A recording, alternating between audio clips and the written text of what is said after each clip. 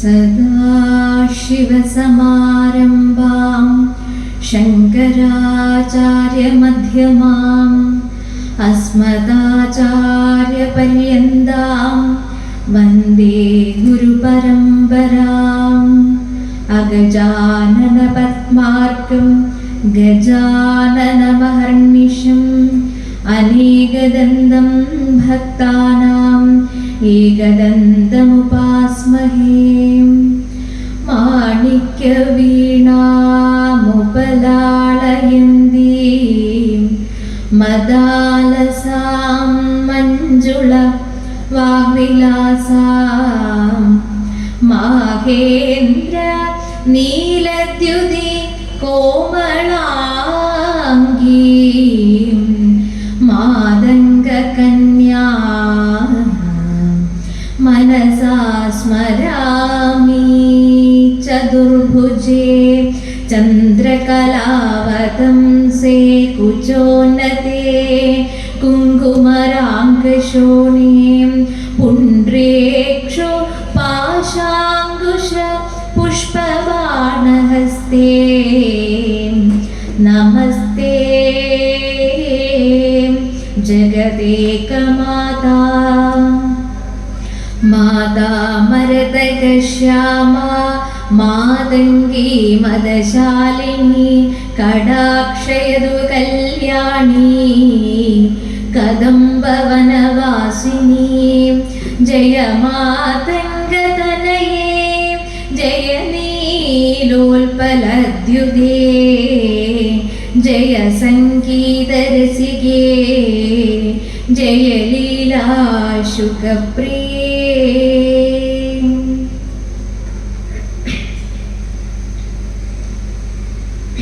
ശ്രീ ഇളങ്കാവ് ഭഗവതി ക്ഷേത്ര തിരുനടയിൽ ഹിന്ദു ധർമ്മ പരിഷത്ത് നടത്തുന്ന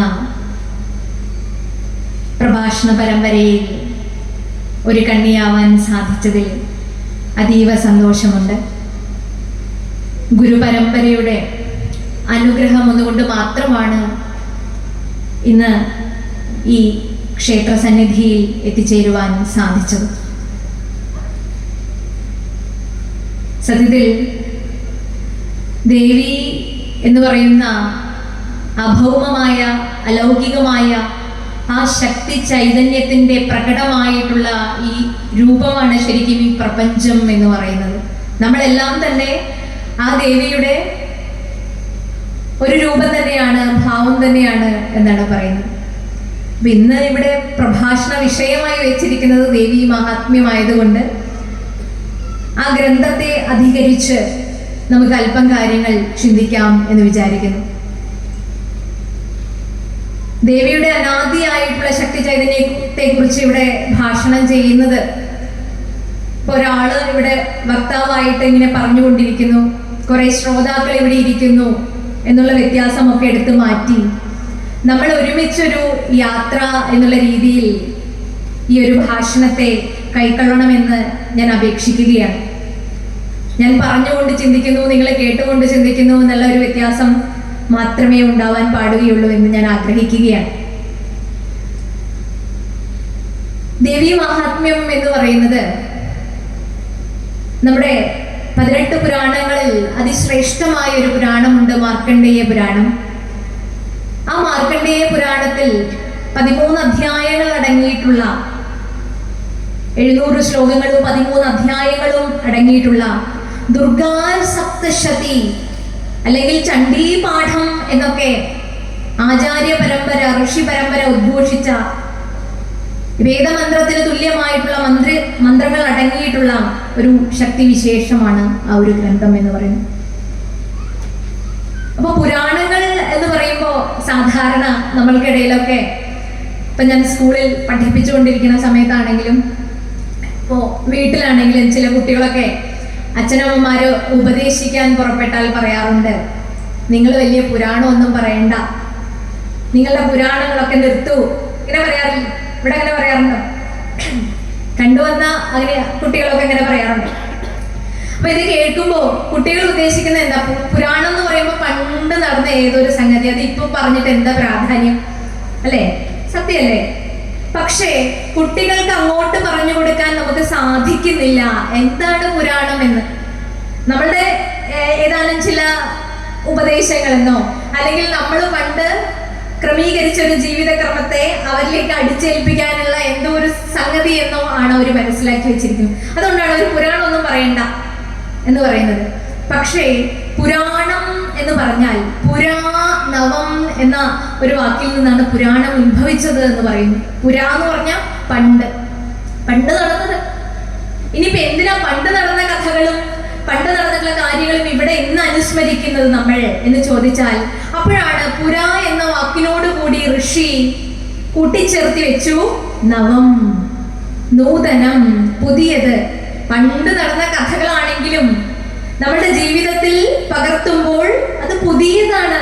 ഭഗവത് കഥകളൊക്കെ അങ്ങനെയാണ്. അതിന്റെ പ്രത്യേകതകളൊക്കെ നമ്മുടെ ജീവിതത്തിൽ വളരെ ആനുകാലികമായി ബന്ധപ്പെട്ട് വളരെ സന്ദർഭോചിതമായിട്ട് നമ്മുടെ ഏതൊരു കാലഘട്ടത്തിനും കാലത്തിന് അതീതമായിട്ടും സഞ്ചരിക്കുന്ന സന്ദേശങ്ങളാണ് പുരാണങ്ങളെല്ലാം തന്നെ എന്നുള്ളതാണ്.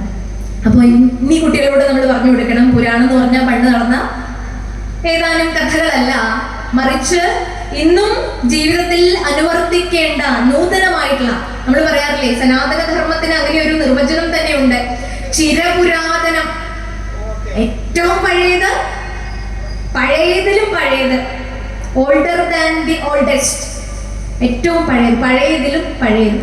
എന്നാൽ നമ്മളൊക്കെ അനുഭവിക്കുമ്പോഴോ ന്യൂവർ ദാൻ ദി ലേറ്റസ്റ്റ്, പുതിയതിലും പുതിയത്. നമ്മൾ ലേറ്റസ്റ്റ് ആയിട്ടുള്ള ട്രെൻഡ്സിന്റെ പുറകെയാണ് ഇപ്പോൾ, അല്ലെ എല്ലാവരും? അപ്പോൾ ഏറ്റവും പുതിയ ട്രെൻഡും എന്തിലുണ്ട്? സനാതന ധർമ്മത്തിലുണ്ട്. നമ്മൾ ഒന്ന് കാതോർത്താൽ, ഒന്ന് കണ്ണോടിച്ചാൽ നമുക്ക് മനസ്സിലാക്കാൻ സാധിക്കും അതിന്റെ സംഗതികളെല്ലാം തന്നെ എന്നുള്ളതാണ്. അപ്പോ നമ്മൾ ആലോചിക്കേണ്ട കാര്യം, പുരാണം എന്ന് പറയുന്ന ആ ഒരു ഭാഗത്തിൽ ചില ചില കഥകളും കാര്യങ്ങളും ഒക്കെ കുട്ടികൾക്ക്, വരും തലമുറകൾക്ക് പറഞ്ഞു കൊടുക്കുമ്പോൾ മാത്രമാണ് നമ്മളുടെ ഗ്രന്ഥങ്ങളുടെ പേരുകളെങ്കിലും കുട്ടികൾ പഠിക്കാൻ സാധിക്കുകയുള്ളൂ. വളരെ അത്ഭുതകരമായിട്ടൊരു കാര്യം പറയട്ടെ. ഇന്ന് ഇളങ്കാവ് ദേവി ക്ഷേത്രത്തിൽ വന്നപ്പോഴാണ് ഇത്രയും പുരുഷ പ്രജകൾ ഇവിടെ ഇരുന്ന് പ്രഭാഷണം ശ്രവിക്കുന്നത് ഞാൻ കാണുന്നത്.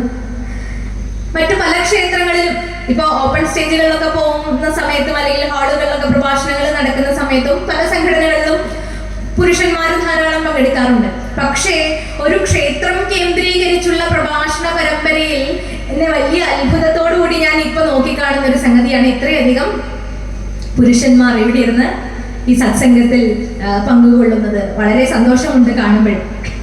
അപ്പോൾ നമ്മുടെ സനാതനധർമ്മ മൂല്യങ്ങൾ എന്ന് പറയുന്നത് ഒരിക്കലും നശിക്കാത്തതാണ്. നമ്മുടെ ഉള്ളിൽ ആ ഒരു എലമെന്റ് ഉള്ളത് കൊണ്ടാണ് നമ്മൾ ഇവിടെ വന്നിരിക്കുന്നത് എന്ന് സാരം. അപ്പോ മാർക്കണ്ഡേയ പുരാണാന്തർഗതമായിട്ടുള്ള 13 അധ്യായങ്ങൾ അടങ്ങിയിട്ടുള്ള മഹത്തരമായ ഒരു കൃതിയാണ് ദേവി മഹാത്മ്യം എന്ന് പറയുമ്പോൾ പുരാണം എന്താണ് എന്ന് പറഞ്ഞു. ഇനി വേദങ്ങളുടെ അർത്ഥങ്ങളെ തന്നെയാണ് പുരാണങ്ങളിലേക്ക് ഇറക്കി കൊണ്ടുവന്നിരിക്കുന്നത്. ഇപ്പൊ പല പ്രഭാഷണങ്ങളിലും പോകുമ്പോൾ ചോദിക്കാറുള്ള ഒരു കാര്യമാണ്, നമ്മളുടെ അടിസ്ഥാന ഗ്രന്ഥം ഏതാണ് എന്ന്. നമ്മളെ അടിസ്ഥാനപ്പെടുത്തിയിട്ടുള്ള ഗ്രന്ഥം ഏതാണ്? പലരും പറയാറില്ല. ഇത് പ്രഭാഷണങ്ങളിൽ ആവർത്തിച്ച് മടുത്തു. ബൈബിൾ ആരുടെ അടിസ്ഥാന ഗ്രന്ഥമാണ്? പറയൂ. ഇനി ഖുർആൻ ആരുടെ അടിസ്ഥാന ഗ്രന്ഥമാണ്? നമ്മളെ അടിസ്ഥാനപ്പെടുത്തിയിട്ടുള്ള, ഈ സനാതനധർമ്മ വിശ്വാസികളെ അടിസ്ഥാനപ്പെടുത്തിയിട്ടുള്ള ഒരു ഗ്രന്ഥം ഏതാണ്? നമുക്ക് ധാരാളം ഗ്രന്ഥങ്ങളുണ്ട്. നമുക്ക് ഏതെങ്കിലും നമ്മളെ അടിസ്ഥാനപ്പെടുത്തിയിട്ടുള്ള ഒരു ഗ്രന്ഥത്തിന്റെ പേര് പറയാമോ? ഉറക്കെ പറയണം. ഭഗവത്ഗീത അല്ലെ? ഭഗവത്ഗീത എന്നല്ലേ പറഞ്ഞു. ഇനി വേറെ എന്തെങ്കിലും ഉണ്ടോ? മഹാഭാരതം, പിന്നെ രാമായണം. ഇതല്ലാതെ ഒരു ഉത്തരം അവിടെ നിന്ന് വന്നിട്ടുണ്ട്. ഭഗവത്ഗീതയും രാമായണവും മഹാഭാരതവും എല്ലാം നമ്മുടെ ഗ്രന്ഥങ്ങളാണ്. പക്ഷെ നമ്മളെ അടിസ്ഥാനപ്പെടുത്തിയിട്ടുള്ള ഒരു ഗ്രന്ഥത്തിൽ നിന്നാണ് ഇതൊക്കെ ഉത്ഭവിച്ചത്. ആ ഗ്രന്ഥമാണ് വേദങ്ങൾ എന്ന് പറയുന്നത്. വേദമാണ് നമ്മുടെ അടിസ്ഥാന ഗ്രന്ഥം എന്ന് പറയുന്നത്. ഇത് നമ്മൾ കുട്ടികളിലേക്കാണ് ആദ്യം പകർന്നു കൊടുക്കുന്നത്. ഖുർആൻ ഏതാ, ബൈബിൾ ഏതാ എന്നൊക്കെ നമുക്കറിയാം. ആരുടെ അടിസ്ഥാന ഗ്രന്ഥമാണെന്നറിയാം. നമ്മളെ അടിസ്ഥാനപ്പെടുത്തുന്ന അടിസ്ഥാന ഗ്രന്ഥത്തിന്റെ പേര് പോലും നമുക്ക് അറിയുന്നില്ല എന്ന് ഇനി ഒരിക്കലും നമ്മൾ പറയാനായിട്ട് പാടുകയില്ല. ഞാൻ അടുത്ത കാലത്ത് ഇപ്പോൾ ഈ ഫീൽഡിലൊക്കെ ഇറങ്ങിയപ്പോഴാണ് ഇത് മനസ്സിലാക്കുന്നത്, നമ്മുടെ അടിസ്ഥാന ഗ്രന്ഥം ഏതാണെന്ന്. ഇനി ആ ഗ്രന്ഥത്തിൽ നിന്നും പുരാണ ഇതിഹാസങ്ങളിലേക്ക് ലളിതമായിട്ട് പണ്ഡിതൻ മുതൽ പാമരന്മാർ വരെ അനുഷ്ഠിക്കാൻ ഉതകുന്ന ചെറിയ ചെറിയ സന്ദേശവാഹികളായ കഥകളിലൂടെ ഋഷി നമ്മളിലേക്ക് ഇങ്ങനെ ഇറങ്ങി വന്നിരിക്കുകയാണ്. പല രൂപത്തിൽ, പല ഭാവത്തിൽ അവതാര കഥകളുമായിട്ട്, അതിന്റെ സന്ദേശങ്ങളുമായിട്ട്. അപ്പോൾ വേദങ്ങൾ 4ആയിട്ട് പകുത്തിയിട്ടുണ്ട്. ഋഗ്വേദം, യജുർവേദം, സാമവേദം, അഥർവവേദം, ഇങ്ങനെ 4 വേദങ്ങൾ നമുക്കുണ്ട്. ആയുർവേദം, ധനുർവേദം, ഗാന്ധർവവേദം, സ്ഥാപത്യവേദം, ഇങ്ങനെ 4 ഉപവേദങ്ങൾ നമുക്കുണ്ട്. ശിക്ഷ, കൽപ്പം, നിരുക്തം, ഛന്ദസ്, വ്യാകരണം, ജ്യോതിഷം, ഇങ്ങനെ 6 ശാസ്ത്രങ്ങൾ നമുക്കുണ്ട്. ന്യായം, മീമാംസാ ശാസ്ത്രങ്ങൾ, ധർമ്മശാസ്ത്രങ്ങൾ, ഇതിഹാസ പുരാണങ്ങൾ, ഇങ്ങനെ 4 ഉപാംഗങ്ങളും നമുക്കുണ്ട്. എത്രയായി? 4 വേദങ്ങൾ, 4 ഉപവേദങ്ങൾ, 6 ശാസ്ത്രങ്ങൾ, 4 ഉപാംഗങ്ങൾ. 4 വേദം, 4 ഉപവേദം, 6 ശാസ്ത്രം, 4 ഉപാംഗങ്ങൾ. എത്രയായി? 18. ഈ 18 തത്വങ്ങളിൽ, ഈ 18 തത്വങ്ങളായി കാറ്റഗറൈസ് ചെയ്ത് വെച്ചിരിക്കുകയാണ് വേദങ്ങളുടെ ഉള്ളിലേക്ക്, പുരാണങ്ങളുടെ ഉള്ളിലേക്ക്. അങ്ങനെ വേദത്തിലെ അടിസ്ഥാനപരമായിട്ടുള്ള തത്വങ്ങളെല്ലാം നമുക്ക് മനസ്സിലാകുന്ന കഥകളിലൂടെ ഇറക്കി കൊണ്ടുവരാൻ സാധിച്ചു. അതാണ് പുരാണത്തിന്റെ പ്രത്യേകത. അങ്ങനെ 18 പുരാണം ഉണ്ടായി, 18 ഉപപുരാണം ഉണ്ടായി. അതിൽ 18 പുരാണങ്ങളിൽ വളരെ ശ്രേഷ്ഠമായ മാർക്കണ്ഡേയ പുരാണത്തിലെ വളരെ പ്രശസ്തമായ ഒരു ഭാഗം ശാക്തേയമായിട്ട് ആരാധിക്കുന്നവർക്കും വൈഷ്ണവമായിട്ട് ആരാധിക്കുന്നവർക്കും ശൈവമായിട്ട് ആരാധിക്കുന്നവർക്കും ഒക്കെ അത്യന്തം പ്രിയപ്പെട്ട ഒരു കൃതിയാണ് ദേവി മാഹാത്മ്യം എന്ന് പറയുന്നത്. അപ്പോൾ സാമാന്യമായിട്ട് നമുക്കതിനെ ഇപ്പോൾ ഒരു നോക്കിക്കാണാൻ ഒരവസരം എന്നേ ചിന്തിക്കാൻ പറ്റുള്ളൂ. പിന്നെ അവനവന്റെ പാരായണ ക്രമം അനുസരിച്ച്, സാധനാക്രമം അനുസരിച്ച് നമുക്കത് സ്വീകരിക്കാൻ സാധിക്കണം എന്നുള്ളതാണ്. അത് വളരെ ചെറുപ്പത്തിൽ തന്നെ ഇപ്പൊ ഇവിടെ സ്വാഗത ഭാഷണത്തിൽ പറഞ്ഞു, ശരിക്കും ധ്രുവന്റെയും പ്രഹ്ലാദന്റെയും ഒക്കെ കഥകൾ നമ്മളല്ലേ പഠിച്ചിട്ടുള്ളത്. വളരെ ചെറുപ്പത്തിൽ തന്നെ ആധ്യാത്മികമായിട്ടുള്ള ഒരു പാരമ്പര്യം നമുക്ക് ഉണ്ടായിരുന്നു. അത് നഷ്ടപ്പെടാതെ അതിന്റെ നൈരന്തര്യത്തെ കാത്തു സൂക്ഷിക്കേണ്ടത് നമ്മളൊക്കെ തന്നെയാണ്. അപ്പൊ ഏറ്റവും ആദ്യം നമ്മൾ ശ്രദ്ധിക്കേണ്ടത്, ഒരു പ്രഭാഷണമുണ്ട്, ഒരു സത്സംഗം ഉണ്ടെങ്കിൽ അവിടെ കുട്ടികളെ ആദ്യം കൊണ്ടുവരാനായിട്ട് ശ്രമിക്കുമ്പോഴാണ്, കുട്ടികൾ കേട്ടിട്ട് അവരുടെ ജീവിതത്തിൽ ഇതിന്റെ സന്ദേശങ്ങളെ പകർത്തുമ്പോഴാണ് നമുക്ക് നമ്മുടെ സംസ്കൃതി മഹത്തരമാകുന്നത് എന്നുള്ളത്. എൻ്റെ ഒരു അധ്യാപകനുണ്ടായിരുന്നു കോഴിക്കോട്, വിദ്വാൻ ഭാസ്കരൻ മാസ്റ്റർ, നിങ്ങൾ കേട്ടിട്ടുണ്ടാവും. അപ്പൊ അദ്ദേഹം വളരെ ഭംഗിയായിട്ട് പ്രഭാഷണം ചെയ്യും. അദ്ദേഹത്തിന്റെ പ്രഭാഷണം കേൾക്കാൻ ധാരാളം കുട്ടികൾ വരുമായിരുന്നു. ഇതുപോലെ പുരുഷ പ്രജകളുണ്ടാവും, സ്ത്രീകളുണ്ടാവും, ധാരാളം കുട്ടികളാണ് ആദ്യത്തെ ഈ സീറ്റുകളിലൊക്കെ വന്നിരിക്കുക.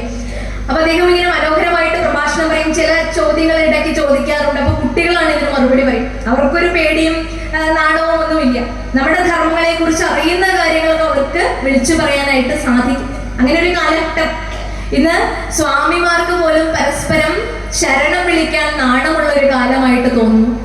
ഇപ്പൊ ഇവിടെ റെയിൽവേ സ്റ്റേഷനിൽ വന്നിറങ്ങിയപ്പോഴാണ് ശരണം വിളികൾ കേൾക്കുന്നത്. നമ്മളിൽ നിന്ന് അന്യമായിട്ട് പോയിക്കൊണ്ടിരിക്കുന്നു ശരണം വിളികളൊക്കെ തന്നെ, അല്ലേ? അപ്പൊ അതിനെയൊക്കെ നമ്മുടെ ജീവിതത്തിൽ, നമ്മുടെ പ്രായോഗികതയിലേക്ക് ഇറക്കി കൊണ്ടുവരണമെങ്കിൽ കുട്ടികൾ മുന്നിട്ടിറങ്ങണം. അതിനു വേണ്ടിയിട്ടുള്ള പാഠശാലകളായി ക്ഷേത്രങ്ങൾ മാറണം. ശങ്കരാചാര്യ സ്വാമിയും ചട്ടമ്പി സ്വാമിയും അയ്യങ്കാളിയും ശ്രീനാരായണ ഗുരുദേവനും ഒക്കെ ബിരുദാനന്തര ബിരുദം നേടിയത് ക്ഷേത്രമാകുന്ന സർവകലാശാലകളിൽ നിന്നാണ്. അവർ വേറെ ഏത് സ്കൂളിലും യൂണിവേഴ്സിറ്റിയിലും പോയി പഠിച്ചിട്ടില്ല. അവരെ സംബന്ധിച്ച് ഈ പ്രകൃതിയാണ് ഈശ്വരൻ, പ്രകൃതിയാണ് അവരുടെ സർവകലാശാല, ക്ഷേത്രമാണ് സാധനാ കേന്ദ്രങ്ങൾ. അപ്പൊ കുട്ടികളെ ഇവിടെ കൊണ്ടുവന്ന ആഴ്ചയിൽ ഒരിക്കലെങ്കിലും ഒരു ആധ്യാത്മിക പഠന ക്ലാസ് നമ്മൾ ചെയ്യണം. ഞാനിത് പറഞ്ഞു വന്നത്, എൻ്റെ അനുജത്തിയുടെ 2 ക്രിസ്ത്യാനി സുഹൃത്തുക്കൾ വീട്ടിൽ വന്നു. ഒരു ശനിയാഴ്ച ദിവസമാണ് അവർ വന്നത്. അവരോട് പറഞ്ഞു, ഇന്ന് ഇവിടെ താമസിച്ചിട്ട് നാളെ പോവാന്ന് പറഞ്ഞപ്പോൾ അവർ പറഞ്ഞു, എന്താണെന്നറിയോ, നാളെ സൺഡേ ആണ്, ഞങ്ങള് സൺഡേ ക്ലാസ്സിലെ പള്ളിയിലെ അധ്യാപികമാരാണ് എന്നവർ പറഞ്ഞു. അത് മുടക്കിയിട്ട് ഒരു പരിപാടിയില്ല എന്ന് പറഞ്ഞു. നോക്കൂ, നമ്മുടെ ക്ഷേത്രത്തെ കേന്ദ്രീകരിച്ച് ഒരു ഭഗവത്ഗീത പഠന ക്ലാസ് ഉണ്ടെങ്കിൽ, ഒരു ഭാഗവത പഠന ക്ലാസ് ഉണ്ടെങ്കിൽ, നമ്മുടെ സംസ്കൃതിയെ കുറിച്ച് പഠിപ്പിക്കുന്ന, അപ്പൊ ഇവിടെ ക്ഷേത്രം, ദേവീക്ഷേത്രം, ദേവി മഹാത്മ്യ പഠനം, അല്ലെങ്കിൽ ലളിതാ സഹസ്രനാമ പഠനം, ഇഷ്ടംപോലെ ആചാര്യ പരമ്പര നമ്മുടെ മുമ്പിൽ ഇങ്ങനെ കിടക്കുകയാണ്. ഏതെങ്കിലും ഒരു പ്രഗത്ഭനായ ഒരു ആചാര്യൻ വന്ന് കുട്ടികൾക്ക് ആഴ്ചയിൽ ഒരു ദിവസം, അല്ലെങ്കിൽ നമ്മളുടെ ഇടയിൽ നിന്ന് തന്നെ ഇത് പഠിച്ച് അവരെ പരിചയിപ്പിക്കുവാനുള്ള ഒരു കാര്യം നമ്മൾ സ്വയം ഏറ്റെടുക്കുക കേൾക്കുമ്പോഴാണ് ദേവി മഹാത്മ്യവും ഇങ്ങനെയുള്ള സത്സംഗങ്ങൾ കൊണ്ടൊക്കെ നമുക്ക് പ്രാധാന്യം ഉണ്ടാകുന്നത്. അല്ലെങ്കിലൊക്കെ പറഞ്ഞ ആളുകൾ ഇപ്പൊ പ്രഭാഷണ പരമ്പര നടത്തി പറഞ്ഞത് ഇവിടെ ഇവിടെ ഇട്ടിട്ട് പോയി, കേട്ട ആൾക്കാര് ഈ കാതിലൂടെ കേട്ട് ഈ കാതിലൂടെ കേട്ട് വിട്ട് അതും പോയി എന്നുള്ളതാണ്. അപ്പൊ അങ്ങനെ പാടില്ല. അപ്പൊ അദ്ദേഹത്തിന്റെ പ്രഭാഷണ വേദികൾ എന്നും നിറഞ്ഞു കവിയുമായിരുന്നു. കുട്ടികളോടൊക്കെ ചോദ്യം ചോദിക്കുമ്പോൾ ഒരു കുട്ടിയോട് ചോദിക്കും, അവരുടെ പേരും ഒക്കെ പഠിച്ചു വയ്ക്കും. അപ്പൊ കുറെ വർഷങ്ങൾ കഴിഞ്ഞു. ഈ അടുത്ത് ഒരു ദിവസം വിളിച്ചപ്പോ ഒരു പ്രഭാഷണത്തിന് പോയി, അടുത്ത എവിടെയോ പ്രഭാഷണത്തിന് പോയി തിരിച്ചു. അപ്പൊ വന്ന വിശേഷം മുഴുവൻ പറയുമ്പോ കുട്ടികളുടെ പേരൊക്കെ പറയാറുള്ളതാണ്. അപ്പൊ വിളിച്ച് നോക്കിയപ്പോഴാണ് മനസ്സിലായത് ഏതൊക്കെ കുട്ടികൾ വന്നു, കുട്ടികളുടെ പേരൊക്കെ ഒന്ന് പറയൂ എന്ന് പറഞ്ഞപ്പോ അദ്ദേഹം പറയാണ് മാധവിക്കുട്ടി, നാരായണൻ കുട്ടി, ഗോവിന്ദൻ കുട്ടി, ഇങ്ങനെയൊക്കെയാണ് പറഞ്ഞത്. നോക്കൂ, അപ്പൊ നമ്മൾ ആധ്യാത്മികത ചെറുപ്പത്തിൽ വേണ്ടെന്ന് നിശ്ചയിച്ചു കഴിഞ്ഞു. ചെറുപ്പത്തിൽ എന്തൊക്കെ കാര്യങ്ങൾ ചെയ്യാനുണ്ട്. അതുകൊണ്ട് ഇതൊക്കെ കഴിഞ്ഞ് ഇതൊക്കെ ഒരു 60-65 വയസ്സ് കഴിഞ്ഞ് മതി എന്ന് നമ്മൾ സ്വയം നിശ്ചയിച്ചത് കൊണ്ടാണ്. ശങ്കരാചാര്യ സ്വാമികളുടെ ഒരു കൃതിയുണ്ട്, അതായത് യമഭയ നിവാരണ സ്തോത്രം. അപ്പൊ അദ്ദേഹം വളരെ ചെറുപ്പത്തിൽ തന്നെ ആ കൃതിയിലൂടെ ശിവനെ സ്തുതിക്കുകയാണ്. എന്താ സ്തുതിക്കണേ? വളരെ കുട്ടിയായിരിക്കുമ്പോ എന്താ സ്തുതി? ഭഗവാനെ, മരണം അടുത്തിരിക്കുന്ന സമയത്ത്, ഞാൻ മരിക്കാറാകുന്ന സമയത്ത്, മരണം ആസന്നമായിരിക്കുന്ന സമയത്ത് നീ എൻ്റെ മുൻപിൽ ഉമാസഹിതനായി പ്രത്യക്ഷപ്പെടണേ പ്രത്യക്ഷപ്പെടണേ പ്രത്യക്ഷപ്പെടണേ എന്നുള്ള പ്രാർത്ഥന. എപ്പോ പ്രാർത്ഥിച്ചു? വളരെ കുഞ്ഞിലേ പ്രാർത്ഥിച്ചു, കുട്ടിക്കാലത്ത്. നമ്മൾ വിചാരിക്കും എന്തൊരു വിദ്യയാണല്ലേ. അന്തേ നാരായണ സ്മൃതി എന്നാണ് നമ്മൾ പഠിച്ചു വെച്ചിട്ടുള്ളത്. ഒരു ശ്ലോകത്തിന്റെ അവസാന വരി മാത്രം എടുത്ത് പഠിച്ച് അവസാന കാലം നാരായണനെ വിളിച്ചാൽ മതി എന്ന് വിചാരിച്ചിട്ടിരിക്കുന്ന ആളുകളാണ്. അപ്പോഴാണ് ശങ്കരാചാര്യ സ്വാമികളെ പോലെയുള്ള ആളുകൾ പറയുന്നത്, വളരെ ചെറുപ്പത്തിൽ തന്നെ അദ്ദേഹം എഴുതി. എന്തുകൊണ്ട് ചെറുപ്പത്തിൽ നാമം ജപിക്കണമെന്നും ക്ഷേത്ര സങ്കേതങ്ങളിൽ പോകണമെന്നും ആധ്യാത്മിക ശാസ്ത്രങ്ങൾ പഠിക്കണമെന്നും പറയുന്നത്? നമ്മൾ ശീലിച്ചതേ പാലിക്കലൂ. ഇനി അവസാന കാലത്ത് നാരായണനെ വിളിച്ചാൽ മതി എന്ന് പറഞ്ഞിട്ട് വിളിക്കാൻ പോയാൽ വല്ലത് ഓർമ്മ വരുമോ? നാരായണന്റെ നാവിൽ ഓർമ്മ വരുമോ നമുക്ക്? നമ്മളെയൊക്കെ സംബന്ധിച്ചെടുത്ത് ലൗകികമായിട്ടുള്ള സകല വ്യവഹാരങ്ങളും എല്ലാം കഴിഞ്ഞ് ആരും നോക്കാണ്ടാവുമ്പോൾ ഒരു ഭാഗവതവും കക്ഷത്ത് വെച്ച് ഏത് അമ്പലത്തിലാണ് പ്രഭാഷണം, ഏത് അമ്പലത്തിലാണ് ഭാഗവത സപ്താഹം എന്ന് പറഞ്ഞ് കണ്ണൊക്കെ കാണാണ്ടായിട്ട് കാതൊക്കെ കേൾക്കാണ്ടായിട്ട് അപ്പോഴാണ് ഇതൊക്കെ ഒന്ന് തുറക്കാൻ നമ്മൾ ശ്രമിക്കുന്നത്. ശങ്കരാചാര്യ സ്വാമികൾ പറഞ്ഞു, മരണം അടുത്തിരിക്കുമ്പോൾ നമുക്ക് എന്തേ ഓർമ്മ വരികയുള്ളൂ. ആ കൃതിയിൽ അദ്ദേഹം പറയുന്നു, ദയിതാ മമ ദുഹിതാ മമ ജനനീ മമ ജനഗോ മമ കൽപ്പിതമതി സന്തതി മരുഭൂമിഷു നിരതം. എന്റെ വീട്, എന്റെ ഭാര്യ, എന്റെ കുട്ടികള്, എന്റെ സ്വത്ത് പോലും ഭാഗം വെച്ച് കൊടുത്തിട്ടില്ല. എങ്ങനെ ഞാൻ ഇതൊക്കെ ഇട്ടിട്ട് പോകും എന്നുള്ളൊരു ചിന്ത മാത്രമേ നമ്മുടെ ഉള്ളിലുണ്ടാവും. വഴക്കടിക്കുമ്പോഴൊക്കെ ചില കുടുംബത്തിലൊക്കെ കേൾക്കാറുള്ള ശബ്ദങ്ങൾ എന്താണെന്നറിയോ? എങ്ങനെയെങ്കിലും ചത്താ മതി, ഇവരുടെ ഇടയിൽ എങ്ങനെയെങ്കിലും ഒന്ന് ചത്താ മതി എന്നൊക്കെ ആയിരിക്കും. പക്ഷെ മരിക്കാൻ ഇഷ്ടമുണ്ടോ? മരിക്കാൻ ഇഷ്ടമുണ്ടോ? ആശാപാശങ്ങൾ കടിമപ്പെട്ട മനുഷ്യൻ അവസാനവും പറയണത് എന്താ? പൂന്താനം പറയുന്നു, ഉണ്ണിയുണ്ടായി വേൽപ്പിച്ചതിലൊരു ഉണ്ണിയുണ്ടായി കണ്ടാവിനി എന്നും ഇഥമോരോന്നു ചിന്തിച്ചിരിക്കവേ ചത്തുപോകുന്നു പാവം ശിവ ശിവ. മകളുടെ കല്യാണം കഴിയാൻ വേണ്ടി കേറാത്ത ക്ഷേത്രങ്ങളില്ല, വഴിപാടും കാര്യങ്ങളുമായിട്ട്. എല്ലായിടത്തും കയറി മകളെ വിവാഹം കഴിപ്പിച്ചു വിട്ടു. അവൾക്കൊരു കുട്ടിയുണ്ടായി, അതും മുതിർന്നു. അതിന് വിവാഹപ്രായമായി, അതിനെയും കല്യാണം കഴിഞ്ഞു. സമാധാനമായി. ഇതൊക്കെ കണ്ടിട്ട് എനിക്ക് കണ്ണടച്ചാൽ മതി. കുറച്ച് കഴിയുമ്പോൾ എന്താ ആഗ്രഹം? മരണക്കിടക്കയിൽ കിടക്കുമ്പോൾ ആഗ്രഹം എന്താ? അവൾക്കൊരു പേരക്കുട്ടിക്ക് ഒരു കുട്ടി ഉണ്ടായി കാണണേ, ഉണ്ണി ഉണ്ടായി വേൽപ്പിച്ചതിൽ ഒരു ഉണ്ണി ഉണ്ടായി കണ്ടാവിനി എന്നും ഇങ്ങനെയൊക്കെ ചിന്തിച്ച് ആശാപാശങ്ങൾ കടിമപ്പെട്ട മനുഷ്യൻ അവസാന കാലത്ത് നാരായണനെയും ദേവിയൊക്കെ വിളിക്കാൻ പോയാൽ നടക്കുക കാര്യം? ഒരിക്കലുമില്ല. അതുകൊണ്ട് ഇങ്ങനെയുള്ള ലൗകികമായ ചിന്തകൾ മാത്രമായിരിക്കും. മാത്രമല്ല, മരണം എന്ന് പറയുമ്പോൾ അതിഭീഷണ കടുഭാഷണ യമകിങ്കര പടലീകൃത താഠന പരിപീഡന മരണാഗമ സമയേ. ഈ യമന്റെ ദൂതന്മാരൊക്കെ ദംഷ്ട്രകളൊക്കെ ഇങ്ങനെ നീട്ടി വാളൊക്കെ കൊണ്ട് ശരീരത്തിന് ചുറ്റും ഇങ്ങനെ നൃത്തം വെക്കുന്ന പോലെ വളരെ ഭീകരമായിട്ടുള്ള ഒരു അന്തരീക്ഷം മരണത്തിലേക്ക് അടുക്കുകയാണ്. ദേഹത്തെ വിട്ട് ദേഹി പോവുകയാണ്. ഇങ്ങനെയുള്ള ഒരു സന്ദർഭത്തിൽ ശങ്കരാചാര്യ സ്വാമികൾ പ്രാർത്ഥിച്ചു, ഉമയാ സഹ മമ ചേതസി യമശാസന നിവശൻ ഹരശങ്കര ശിവശങ്കര ഹരമേ ഹര ദുരിതം. ഭഗവാനെ, ഈ പ്രാരബ്ധങ്ങളുടെ കെട്ടുപാടുകളിൽ നിന്നെ മോചിപ്പിച്ച് നിനക്കുള്ള നിന്റെ ദർശനം എനിക്ക് തരണേ എന്ന് പ്രാർത്ഥിച്ചു. എപ്പോഴാ പ്രാർത്ഥിച്ചത്? വയസ്സാവുമ്പോഴോ? അല്ല, വാർദ്ധക്യത്തിലല്ല പ്രാർത്ഥിച്ചത്, കുട്ടിക്കാലത്തെ പ്രാർത്ഥിച്ചു. അപ്പൊ കുട്ടിക്കാലത്ത് തന്നെ നമ്മുടെ ഉള്ളിൽ നാമജപ സംസ്കാരം. ഇപ്പൊ ദേവി മഹാത്മ്യം എന്ന് പറഞ്ഞു, ദേവിയുടെ വൈഭവം എത്ര പറഞ്ഞാലും തീരാത്തതാണ്. അപ്പൊ ഇതിൽ ദേവി നാമരൂപാധികൾക്ക് അതീതമായിരിക്കുന്ന ദേവി നമുക്കൊക്കെ മനസ്സിലാക്കാൻ വേണ്ടി നാമത്തെയും രൂപത്തെയും സ്വീകരിച്ചെടുത്ത 3 പ്രധാന അവതാരങ്ങൾ, ഭദ്രകാളി, മഹാലക്ഷ്മി, മഹാസരസ്വതി, ദുർഗാലക്ഷ്മി സരസ്വതിയായിട്ട് ദേവി അവതാരം ചെയ്ത കഥകളാണ് യഥാർത്ഥത്തിൽ ദേവി മഹാത്മ്യത്തിൽ പറഞ്ഞു വെച്ചിട്ടുള്ളത്. അതിൽ പ്രധാനപ്പെട്ട 4 സ്തുതികളുണ്ട് താൻ. അതിൽ നിങ്ങൾ പലരും ചൊല്ലുണ്ടാവും. 11-ാം അധ്യായം നാരായണീ സ്തുതിയൊക്കെ വളരെ കൃത്യമായിട്ട് നിങ്ങൾക്ക് മനസ്സിലാക്കിയിട്ടുണ്ടാവും, നിങ്ങൾ ചൊല്ലുന്നുണ്ടാവും, അല്ലെങ്കിൽ അത് ചൊല്ലണം. ഇനി തൊട്ടൊക്കെ ദേവി മഹാത്മ്യം എന്ന ഗ്രന്ഥം എടുത്ത് 11-ാം അധ്യായം നാരായണീ സ്തുതി എങ്കിലും നമ്മൾ പഠിക്കാൻ തയ്യാറായിട്ട് വരും.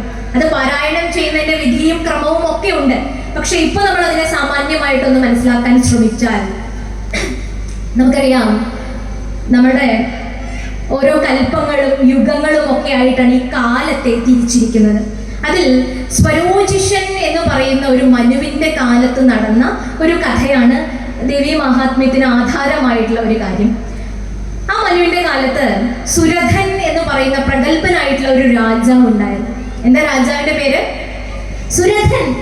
രഥം എന്ന് വെച്ചാൽ എന്താ? ശരീരം. സുരഥൻ നല്ല ശരീരങ്ങളുള്ളവൻ. നല്ല ശരീരമുള്ളവനാണ് ആര്? സുരഥൻ. നല്ല ശരീരം എന്ന് പറഞ്ഞാൽ അതിലുള്ള ഇന്ദ്രിയങ്ങളൊക്കെ വളരെ നല്ലതാണ്. ധർമ്മത്തിനനുസരിച്ച് ധർമാധിഷ്ഠിതമായിട്ട് ചലിക്കുന്ന ഇന്ദ്രിയങ്ങളോടുകൂടിയുള്ളവൻ സുരഥൻ. സുരഥൻ ഒരു മഹാരാജാവായിരുന്നു, ഒരു ചക്രവർത്തിയായിരുന്നു. ആര്? സുരഥൻ. അദ്ദേഹം പ്രജകളെയൊക്കെ സ്വന്തം പുത്രന്മാരെ പോലെയാണ് പരിപാലിച്ചു വന്നത്. സ്വന്തം പുത്രന്മാരെ പോലെ. നോക്കൂ, നമ്മൾ പറയാറില്ലേ, മക്കളെ പോലെ പരിപാലിച്ചു കഴിഞ്ഞാൽ ഇത് തിരിച്ച് പരസ്പര്യത്തിന്റെ ഒരു ഭാഗമാണ്. യഥാ രാജ തഥാ പ്രജ എന്നാണ് പറയുക. പക്ഷേ കലികാല ദോഷം പറയുമ്പോൾ ഒരു കാര്യം പറയാറുണ്ട്.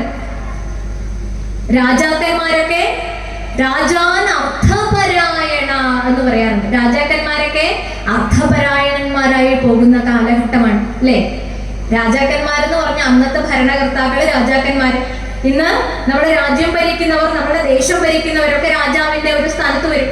അവരൊക്കെ എന്തായി പോകുന്നു എന്നാണ് പറയുന്നത്?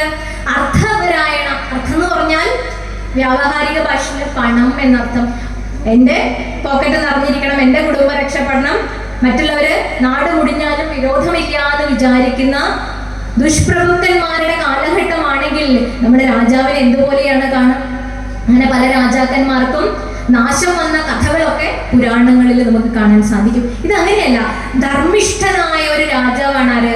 സുരഥൻ. മക്കളെ പോലെ പ്രജകളെയൊക്കെ പരിപാലിക്കുന്നു. അങ്ങനെ ഒരു രാജാവിന്റെ കീഴിൽ ഭരിക്കപ്പെടാൻ, ജീവിക്കാനൊക്കെ ഒരു ഭാഗ്യം വേണമെന്നാ പറയാ. അതുകൊണ്ടാണ് ഇപ്പോ നമുക്കറിയാം, എവിടെ നോക്കിയാൽ മതി, രാമരാജ്യം വരാൻ പോവുകയാണ്. രാമരാജ്യം അടുത്തിരിക്കുന്നു. അയോധ്യയിലെ ക്ഷേത്ര നിർമ്മിതി പൂർത്തിയായി അവിടെ പ്രാണപ്രതിഷ്ഠ നടത്തുന്ന ശുഭമുഹൂർത്തത്തിലേക്ക് എത്തിക്കൊണ്ടിരിക്കുന്ന ഒരു കാലഘട്ടമാണ്. നിങ്ങൾ രാമായണം വായിക്കാറില്ലേ? വായിക്കാറില്ലെങ്കിൽ വായിക്കണം നമ്മൾ. രാമായണം മൂലഗ്രന്ഥം സംസ്കൃതത്തിലാണെങ്കിലും വാൽമീകിയുടെ രാമനേക്കാൾ എഴുത്തച്ഛന്റെ രാമനെയാണ് എല്ലാവരും അറിയുക. ഇനി രാമായണം മുഴുവനൊന്നും വായിക്കാൻ സാധ്യത നമുക്ക് ഇല്ല, അല്ല പറ്റിയില്ല എന്ന് വെക്കും. പട്ടാഭിഷേക സമയത്ത് എല്ലാവരും ഓടി വരും. ഈ തിരക്കുകൾക്കിടയിൽ രാമായണം വായിക്കാൻ സമയം കിട്ടാത്ത എല്ലാവരും രാമന്റെ പട്ടാഭിഷേകമാണ്. അപ്പൊ അതുകൊണ്ട് ഇന്ന് കേൾക്കാം, ഇന്ന് അവസാനത്തെ ദിവസമാണ് എന്നൊക്കെ പറഞ്ഞ കർക്കിടകം ആ പാരണ വയ്ക്കുന്ന ദിവസം വരും. അന്ന് ചൊല്ലുന്ന ഒരു ഭാഗമുണ്ട്, നിങ്ങൾ അതെങ്കിലും പഠിക്കണം. അതിൽ രാമന്റെ രാജ്യഭാരഫലം. നമ്മൾ മാവേലി നാട് വാണിടും കാലം എന്ന് പറഞ്ഞ പാട്ടൊക്കെ പാടുന്നവരല്ലേ? മഹാബലി ചക്രവർത്തി എങ്ങനെയാണ് പ്രജകളെ ഭരിച്ചത്, ഇപ്പൊ സുരഥൻ എങ്ങനെയാണ് പ്രജകളെ ഭരിച്ചത് എന്നൊക്കെ നമ്മൾ പഠിച്ചു. രാമൻ എങ്ങനെയാണ് രാജ്യം ഭരിച്ചത് എന്നുള്ളതിന്റെ ആകെത്തുകയാണ് രാമന്റെ രാജ്യഭാരഫലം എന്ന് പറയുന്ന ആ ഭാഗം. ഇപ്പോഴെങ്കിലും ഈ അയോധ്യയിൽ രാമൻ പ്രതിഷ്ഠിതമാകുന്ന ഈ സന്ദർഭത്തിൽ നമ്മുടെയൊക്കെ മനസ്സാകുന്ന അയോധ്യയിൽ സാഹചര്യത്തിലെങ്കിലും നമ്മൾ ഇതെടുത്ത് പാരായണം ചെയ്യണം. ഒരു ക്ഷേത്ര നിർമ്മിതി കൊണ്ട് മാത്രം രാമരാജ്യം ആവുമോ? ഇല്ല. അയോധ്യ എവിടെയാണ്? അയോധ്യ എന്ന് പറഞ്ഞാൽ യുദ്ധമുള്ള സ്ഥലം, അയോധ്യ എന്ന് പറഞ്ഞാൽ യുദ്ധമില്ലാത്ത സ്ഥലം. എന്തൊക്കെ പാശ്ചാത്യ ശക്തികൾ വന്നു, ക്ഷേത്രത്തെയൊക്കെ തച്ചുടച്ചു, പക്ഷെ വീണ്ടും അജയ്യമായിട്ട് പൂർവാധികം ഭംഗിയായിട്ട് തിരിച്ചു വന്നു. സനാതന ധർമ്മം മാത്രമാണ് ചിരപുരാതനം, നിത്യനൂതനം. അപ്പൊ ആർക്കും അതിക്രമിക്കാൻ കഴിയാത്ത, ആർക്കും ആക്രമിക്കാൻ കഴിയാത്ത ഒരു ഇടമാണ് അയോധ്യ എന്ന പദത്തിന്റെ തന്നെ അർത്ഥം. അവിടെയുള്ള നമ്മുടെ ഉത്തമ പുരുഷോത്തമനായ ശ്രീരാമൻ കേവലം ഒരു ക്ഷേത്രത്തിനകത്തുള്ള ഒരു വിഗ്രഹത്തിൽ ഒതുങ്ങുന്ന ദേവനല്ല, നമ്മുടെയൊക്കെ അന്തര്യാമിയായിട്ട്. അപ്പൊ ഭഗവാൻ അവിടെ സീറ്റ് കൊടുക്കണമെങ്കിൽ നമ്മുടെ യോധ്യ എന്നുള്ള മനസ്സിനെ എന്താക്കി മാറ്റണം? യുദ്ധം ചെയ്യുന്ന മനസ്സിനെ, നമ്മൾ ദിനം പ്രതി യുദ്ധമാണ് കാമക്രോധാദികളോട് അല്ലെ, അതൊക്കെ മാറ്റി അവിടെ മനസ്സ് പൂർണ്ണമായും ശ്രീരാമന് വേണ്ടി ഇരിക്കാൻ സജ്ജമായിട്ടുള്ള ഒരു ആസനമാക്കി നമ്മുടെ മനസ്സിനെ മാറ്റുമ്പോഴാണ് അവിടെ അയോധ്യ എന്നുള്ള വാക്കിന്റെ പരിപൂർണത ഉണ്ടാവുക. അപ്പൊ ഇതൊക്കെ രാമായണമൊക്കെ വായിക്കാൻ സമയം കിട്ടാത്ത ഒരു അവസാന ഭാഗത്ത് രാമന്റെ രാജ്യഭാരഫലം വായിക്കുമ്പോൾ അതിൽ ഇപ്രകാരം പറഞ്ഞിട്ടുണ്ട്: രാമൻ എങ്ങനെയാ രാജ്യം ഭരിച്ചത്, അവിടുത്തെ പ്രജകൾക്ക് എങ്ങനെയാ ക്ഷേമം ഉണ്ടായത്.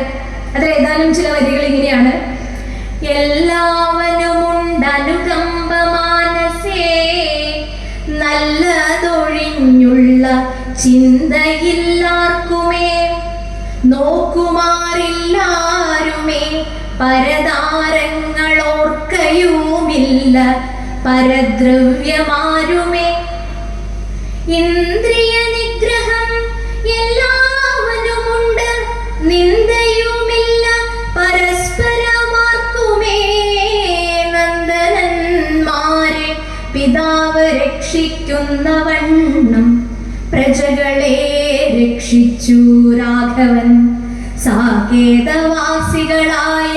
ജനങ്ങൾക്കു ലോകാന്തര സുഖമെന്തോന്നിതിൽ പരം, വൈകുണ്ഠലോക ഭോഗത്തിനു തുല്യമായി ശോകമോഹങ്ങൾ അകന്നുമേ വീടിനാൻ. വൈകുണ്ഠ ലോക ഭോഗത്തിനു തുല്യമായി ശോകമോഹങ്ങൾ അകന്നുമേ വീടിനാൻ. വൈകുണ്ഠത്തിൽ എങ്ങനെയാണ് നമ്മൾ വളരെ സമാധാനപരമായും സുഖമായും ആനന്ദത്തിൽ ആറാടിയിരിക്കുന്നത്, അതുപോലെ രാമരാജ്യത്തിലെ, രാമൻ ഭരിക്കുന്ന രാജ്യത്തിലെ പ്രജകൾ വളരെ സന്തോഷിച്ചിരുന്നു. എല്ലാവർക്കും അനുകമ്പയും ദയയും സത്യവും ധർമ്മവും അതിൽ അധിഷ്ഠിതമായ ഒരു ജീവിതക്രമവും അവർ ചിട്ടപ്പെടുത്തി. പരധാരങ്ങളെയും പരധനത്തെയും ആരും ആഗ്രഹിച്ചിരുന്നില്ല. പരധാരത്തെയും പരധനത്തെയും ആഗ്രഹിച്ച രാവണ രാക്ഷസന്റെ അന്ത്യം കണ്ട ഒരു വേദിയാണ് രാമായണം എന്ന് പറയുന്നത് അല്ലേ. അപ്പോ അതൊക്കെ മനസ്സിലാക്കിക്കൊണ്ട് രാമന്റെ രാജ്യം എങ്ങനെയാണ് എന്നുള്ളതാണ്. അതുപോലെ ഇവിടെ സുരഥ മഹാരാജാവും എന്ത് ചെയ്തു? പ്രജകളെ വളരെ കൃത്യമായിട്ട് നോക്കി ധർമ്മത്തിലൂന്നി തൻ്റെ കാര്യങ്ങളൊക്കെ ചെയ്തു വന്നു. പക്ഷേ ഏതാനും കുറച്ച് ദിവസങ്ങൾക്ക് ശേഷം ഈ രാജാക്കന്മാർക്കൊക്കെ ഒരു വിനോദമുണ്ട്.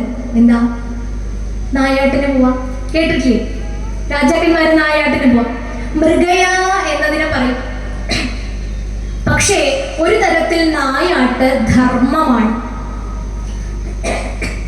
ധർമ്മം എന്ന് പറഞ്ഞാൽ എങ്ങനെയാ നായാട്ട് ധർമ്മാവുക? കുറെ ജീവജാലങ്ങളോടെ കൊല്ലപ്പെടില്ലേ? അപ്പൊ എങ്ങനെയാ നായാട്ട് ധർമ്മം? മൃഗയുമുണ്ട്, മൃഗയാ വിനോദവും ഉണ്ട്. ഒരു രസത്തിന് രാജാവ് രാജ്യത്തിന്റെ അതിർത്തിക്കുള്ള കാട്ടിലൊക്കെ പോയി മാനിനെയും സിംഹത്തെയും അങ്ങനെയുള്ള ജന്തുക്കളെയൊക്കെ വധിച്ചു കളയുന്നു, അമ്പെയ്ത് കൊല്ലുന്നു എന്നുണ്ടെങ്കിൽ അത് മൃഗയാ വിനോദം, അത് അധർമ്മമാണ്. അങ്ങനെ ചെയ്ത രാജാക്കന്മാരൊക്കെ അതിക്രൂരമായിട്ട് മരണപ്പെട്ടതിന്റെ ചരിത്രങ്ങൾ നമുക്കുണ്ട്. ഇനി മൃഗയ എന്ന് പറഞ്ഞത് ധർമ്മമാണ്. തന്റെ പ്രജകളെ ഉപദ്രവിക്കുന്ന, നമുക്കറിയാലേ, നമ്മുടെ കൃഷിയിടങ്ങളും പാടങ്ങളും നെല്ലും ഒക്കെ സംരക്ഷിക്കേണ്ടത് ആരാ? നമ്മളാണ്. നമ്മളിലൂടെ നമ്മുടെ രാജാവാണ് ഇതിന്റെ സംരക്ഷണം ഏകുന്നത്. അപ്പൊ പ്രജകളെ ഉപദ്രവിക്കുന്ന ക്രൂരജന്തുക്കളെ തിരിച്ചുപദ്രവിക്കുവാനുള്ള ക്ഷത്രിയ ധർമ്മം മൃഗയ, അത് അനുഷ്ഠിക്കുവാൻ വേണ്ടി നമ്മുടെ സുരഥ മഹാരാജാവ് കുതിരപ്പുറത്ത് കയറി എവിടെ പോയി? കാട്ടിലേക്ക് പോയി. കാട്ടില് ഒരു പന്നിയെ കണ്ടു. പന്നിയെ കണ്ട ഉടനെ അമ്പെയ്തു. ഈ പന്നി അമ്പെയ്ത് പോയി വീണത്, ഈ അമ്പ് കൊണ്ട പന്നി വേദന കൊണ്ട് പൊളഞ്ഞു പോയി വീണത് അടുത്ത രാജാവിന്റെ, സാമന്ത രാജാക്കന്മാരുടെ അതിർത്തിയിലാണ്. സുരഥ മഹാരാജാവും സാമന്ത രാജാക്കന്മാരും അതിർത്തി പങ്കിടുന്ന ആ ഭാഗം ഭാഗത്ത് പോയിട്ട് ആര് വീണു? പന്നി ചത്തു വീണു. ഉടനെ തന്നെ എന്റെ പന്നിയാന്ന് പറഞ്ഞ മറ്റുള്ളവരൊക്കെ അവകാശത്തിന് വന്നു. കേവലം ഒരു പന്നിയെ ചൊല്ലിയുണ്ടായ തർക്കത്തിൽ സുരഥന് ധാരാളം ശത്രുക്കളുണ്ടായി. അല്ലെങ്കിലും സുരഥന്റെ ഇത്രയും കീർത്തി കൊണ്ട് സുരഥനെ എങ്ങനെ ആക്രമിക്കാമെന്ന് കാത്തിരുന്ന യവന ഭൂപന്മാരൊക്കെ സുരഥനുമായിട്ട് യുദ്ധത്തിൽ ഏർപ്പെട്ടു. അങ്ങനെ യുദ്ധത്തിൽ ശത്രു സൈന്യത്തെക്കാൾ സൈന്യബലം ആർക്കുണ്ടായിരുന്നു? സുരഥനുണ്ടായിരുന്നു. ശത്രു സൈന്യത്തെക്കാൾ എന്തുകൊണ്ടും ശ്രേഷ്ഠനായിട്ടുള്ള ഒരു രാജാവായിരുന്നു സുരഥൻ. വില്ലാളി വീരനായിരുന്നു സുരഥൻ. പക്ഷേ വിധി വൈപരീത്യം എന്ന് പറയട്ടെ, സുരഥൻ കേവലം നിസ്സാരരായിട്ടുള്ള ആ ശത്രുക്കളുടെ മുൻപിൽ തോറ്റു. യുദ്ധത്തിൽ എന്ത് പറ്റി? തോറ്റു രാജാവ്. അപ്പൊ അങ്ങനെ വളരെ നാണം കെട്ട് തന്റെ രാജ്യത്തിലേക്ക് മടങ്ങി പോകുമ്പോൾ ചിന്തിച്ചു കൊണ്ടിരുന്നു. ഇന്നൊക്കെ ഫേസ്ബുക്കും വാട്സപ്പും ഒക്കെ ഉള്ളതുകൊണ്ട് പെട്ടെന്ന് കാര്യങ്ങൾ രാജ്യത്ത് അറിയും. അന്ന് അത് കുറച്ച് പതുക്കെയാണ്. രാജാവ് പതുക്കെ കുതിരപ്പുറത്ത് കയറി തൻ്റെ നാട്ടിലേക്ക് യുദ്ധത്തിൽ തോറ്റു മടങ്ങി വിഷമിച്ച് മടങ്ങുകയാണ്. പക്ഷെ കുറച്ചു ദിവസങ്ങൾ കൊണ്ട് അന്തരീക്ഷം ഈ മന്ത്രിമാർക്കിടയിൽ ചില മുറുമുറുപ്പുകൾ തുടങ്ങിക്കഴിഞ്ഞു. രാജാവ് തോറ്റ വിവരം മന്ത്രിമാരിൽ ചിലരറിഞ്ഞു. അങ്ങനെ അമാത്യന്മാരും ദുഷ്ടന്മാരുമായിട്ടുള്ള മന്ത്രിമാരെല്ലാം ഈ രാജാവിനെ ധിക്കരിച്ചു തുടങ്ങി. പ്രജകളെ കൂടെ ഉപദ്രവിക്കാനായിട്ട് തുടങ്ങി. സ്വന്തം മക്കളെ പോലെ പ്രജകളെ പരിപാലിച്ച സുരഥ മഹാരാജാവിന് ഇതൊക്കെ കണ്ട് വിഷമം തോന്നി തുടങ്ങി. ഏതോ ഒരു മന്ത്രിമാരുടെ അടുത്തു നിന്നും അറിയാൻ സാധിച്ചു, സ്വാമിത്വം നഷ്ടപ്പെട്ട രാജാവ്, ചക്രവർത്തി പദത്തിൽ നിന്നും സ്വാമിത്വം നഷ്ടപ്പെട്ട രാജാവ് കേവലം ഒരു പ്രദേശത്തിന്റെ മാത്രം മന്ത്രിയായ ഒരു അധികാരിയായിട്ട് ഇരിക്കുന്നതിൽ നാണമില്ലേ എന്നുള്ള രീതിയിലുള്ള വർത്തമാനങ്ങളൊക്കെ പൊങ്ങി തുടങ്ങിയപ്പോൾ വീണ്ടും രാജാവ് എന്ത് ചെയ്തു എന്നറിയോ? ഈ സന്ദർഭമൊക്കെ ഒന്ന് ക്ലിയർ ആയിട്ട് ഇവിടേക്ക് തിരിച്ചു വരാമെന്ന് കരുതി വീണ്ടും കാട്ടിലേക്ക് പോവുകയാണ് സുരഥൻ. തഥോ മൃഗയാവ്യാജേന എന്നാണ് ദേവി മഹാത്മ്യം പറയുന്നത്. മൃഗയ്ക്ക് പോണ പോലെ പോയി. തോറ്റത് കൊണ്ട് ഇവിടുന്ന് പോകുന്നു എന്നല്ല, പ്രജകളെയും തന്റെ കുടുംബത്തെയും വിട്ടു പോകാൻ രാജാവിന് താല്പര്യമില്ല. എങ്കിൽ പോലും ഈ പരിതസ്ഥിതിയിൽ നിന്നും, ഈ നാണക്കേടിന്റെ പരിതസ്ഥിതിയിൽ നിന്നും ഒന്ന് വിട്ടു നിൽക്കണം എന്ന് ആർക്ക് തോന്നി? സുരഥ മഹാരാജാവിന് തോന്നി. അങ്ങനെ കാട്ടിലേക്ക് പോയി, വിഷമിച്ചു പോയി. ഇതേ സമയം വേറൊരു സ്ഥലത്ത് ഒരു ധനികനും കച്ചവടക്കാരനുമായിട്ടുള്ള സമാധി എന്നു പേരുള്ള ഒരു വൈശ്യ ശ്രേഷ്ഠൻ, അദ്ദേഹത്തിന്റെ സ്വത്തും അദ്ദേഹത്തിന്റെ ധനമെല്ലാം മക്കളുടെ ഒരു ഉപദേശപ്രകാരം ഭാര്യയും മക്കളും ഒക്കെ ഇദ്ദേഹത്തിന്റെ ധനമെല്ലാം അപഹരിച്ചു ഇദ്ദേഹത്തെ പുറത്താക്കി. വൈശ്യശ്രേഷ്ഠനായ സമാധി എന്നു പേരുള്ള വ്യക്തിയെ പുറത്താക്കി. അദ്ദേഹത്തിന്റെ സ്വത്ത് മോഹിച്ച് ഭാര്യയും മക്കളും ഒക്കെ വലിയൊരു ദുഷ്പ്രവൃത്തി ചെയ്തു. അദ്ദേഹവും കാട്ടിലേക്ക് എത്തുകയാണ്. അപ്പൊ ഇവർ രണ്ടുപേരും ഒരു ആശ്രമത്തിന്റെ ഭാഗത്ത്, കാട്ടിൽ ഒരു ആശ്രമത്തിന്റെ ഭാഗത്ത് വെച്ച് കണ്ടുമുട്ടുകയാണ്. സുരഥന്റെയും സമാധിയുടെയും സമാഗമം ഉണ്ടാവുകയും പരസ്പരം വിഷമങ്ങളൊക്കെ പറഞ്ഞു. എനിക്ക് ഈ ദുഃഖം ഉണ്ടായി, എൻ്റെ കൊട്ടാരത്തിൽ നിന്നും എനിക്ക് നിഷ്കാസനം ചെയ്യപ്പെട്ട ഒരവസ്ഥയിലാണ് ഞാൻ നിൽക്കുന്നത് എന്ന് പറഞ്ഞു. സമാധി പറഞ്ഞു, ധനത്തിന്റെ ആശ നിമിത്തം ഭാര്യയും മക്കളും കൂടെ എന്നെ പുറത്താക്കി എന്ന് പറഞ്ഞു. പരസ്പരം വിഷമിക്കുകയാണ്. രാജാവായിട്ടുള്ള സുരഥൻ വീണ്ടും ചിന്തിക്കുന്നത്, എൻ്റെ പ്രജകളെ മന്ത്രിമാര് നേരെ നോക്കുന്നുണ്ടാവോ, എൻ്റെ പുത്രന്മാരെയും എൻ്റെ ഭാര്യയെയും ഉപദ്രവിക്കുന്നുണ്ടാവോ, ഇങ്ങനെയുള്ള ചിന്ത കൊണ്ട് മമതാ പാശത്താൽ ബാധിതമായ ഒരു മനസ്സോടുകൂടി ഇങ്ങനെ നിൽക്കുകയാണ്. സമാധിയും അതെ, തന്നെ ഉപദ്രവിച്ചെങ്കിലും പൂർവാശ്രമത്തിൽ തൻ്റെ ഭാര്യയും മക്കളും ഒക്കെ വളരെയധികം സുഖമായിട്ട് കഴിയുന്നുണ്ടാവോ എന്നുള്ള ചിന്ത കാരണം അദ്ദേഹം ഇങ്ങനെ വിഷമിച്ചു കൊണ്ടിരുന്നു. അപ്പോഴാണ് നേരം പുലർന്നു. രാത്രി ഇരുട്ടിയപ്പോഴാണ് ഇവർ കണ്ടുമുട്ടിയതും സംസാരിച്ചതും. നേരം പുലർന്നപ്പോഴാണ് ദൂരേതാ ഒരു ആശ്രമം കാണുന്നു. ആശ്രമം എന്ന് പറഞ്ഞു കഴിഞ്ഞാൽ നമുക്കറിയാലേ, നമുക്ക് ചതുരാശ്രമങ്ങളാണ്. നമ്മൾ ആശ്രമം എന്ന് പറഞ്ഞാൽ ഉടനെ വിചാരിക്കുന്നത് സന്യാസിമാർ മാത്രം താമസിക്കുന്ന ഇടങ്ങൾ എന്നാണ്. അല്ല, നമ്മളെല്ലാവരും ഓരോ ആശ്രമത്തിലാണ്. പഠിക്കുന്ന കാലഘട്ടം ബ്രഹ്മചര്യാശ്രമം. ഇനി ബ്രഹ്മചര്യാശ്രമം വളരെ കൃത്യമായിട്ട് പഠനങ്ങളൊക്കെ കഴിഞ്ഞ് അതിലേക്ക് പ്രവേശിക്കുന്നു. അടുത്ത ആശ്രമത്തിലേക്ക് ഗാർഹപത്യം ഗൃഹസ്ഥാശ്രമം. ബ്രഹ്മചര്യമാണ് അടിസ്ഥാനം. ഒരു വീട് കെട്ടണമെങ്കിൽ ഫൗണ്ടേഷൻ എന്നതുപോലെ ബ്രഹ്മചര്യം എന്ന ആശ്രമത്തിൽ അടിത്തറയിട്ട് പഠിച്ചതിന് ശേഷം പ്രവേശിക്കേണ്ട വളരെ പ്രധാനപ്പെട്ടതും ഉത്തരവാദിത്വം നിറഞ്ഞതുമായ ഏറ്റവും ശ്രേഷ്ഠമായിട്ടുള്ളൊരു ആശ്രമമാണ് ഇത്, ഗൃഹസ്ഥാശ്രമം. ഇന്നത് ആശ്രമമല്ല, ഗൃഹാന്തകൂപേ. ഭാഗവതമൊക്കെ പറഞ്ഞത് അന്തകൂപം, പൊട്ടക്കിണർ. ഗൃഹങ്ങളെല്ലാം പൊട്ടക്കിണറുകളായി മാറുന്നത് ആശ്രമമായിട്ട് മാറുന്നില്ല. നേരെ മറിച്ച് ഗൃഹസ്ഥന്റെയൊക്കെ ഒരു ഉത്തരവാദിത്വം ആലോചിച്ച് നോക്കൂ. ഒരു ഗൃഹനാഥയുടെയും ഗൃഹസ്ഥന്റെയും ഉത്തരവാദിത്വത്തെ കുറിച്ച് ദേവി മഹാത്മ്യം നമ്മളെ ഓർമ്മിപ്പിക്കുന്ന ഒരു ഭാഗമുണ്ട് ഇതിൽ. എന്തൊക്കെ ധർമ്മങ്ങളുണ്ട് നമുക്ക്?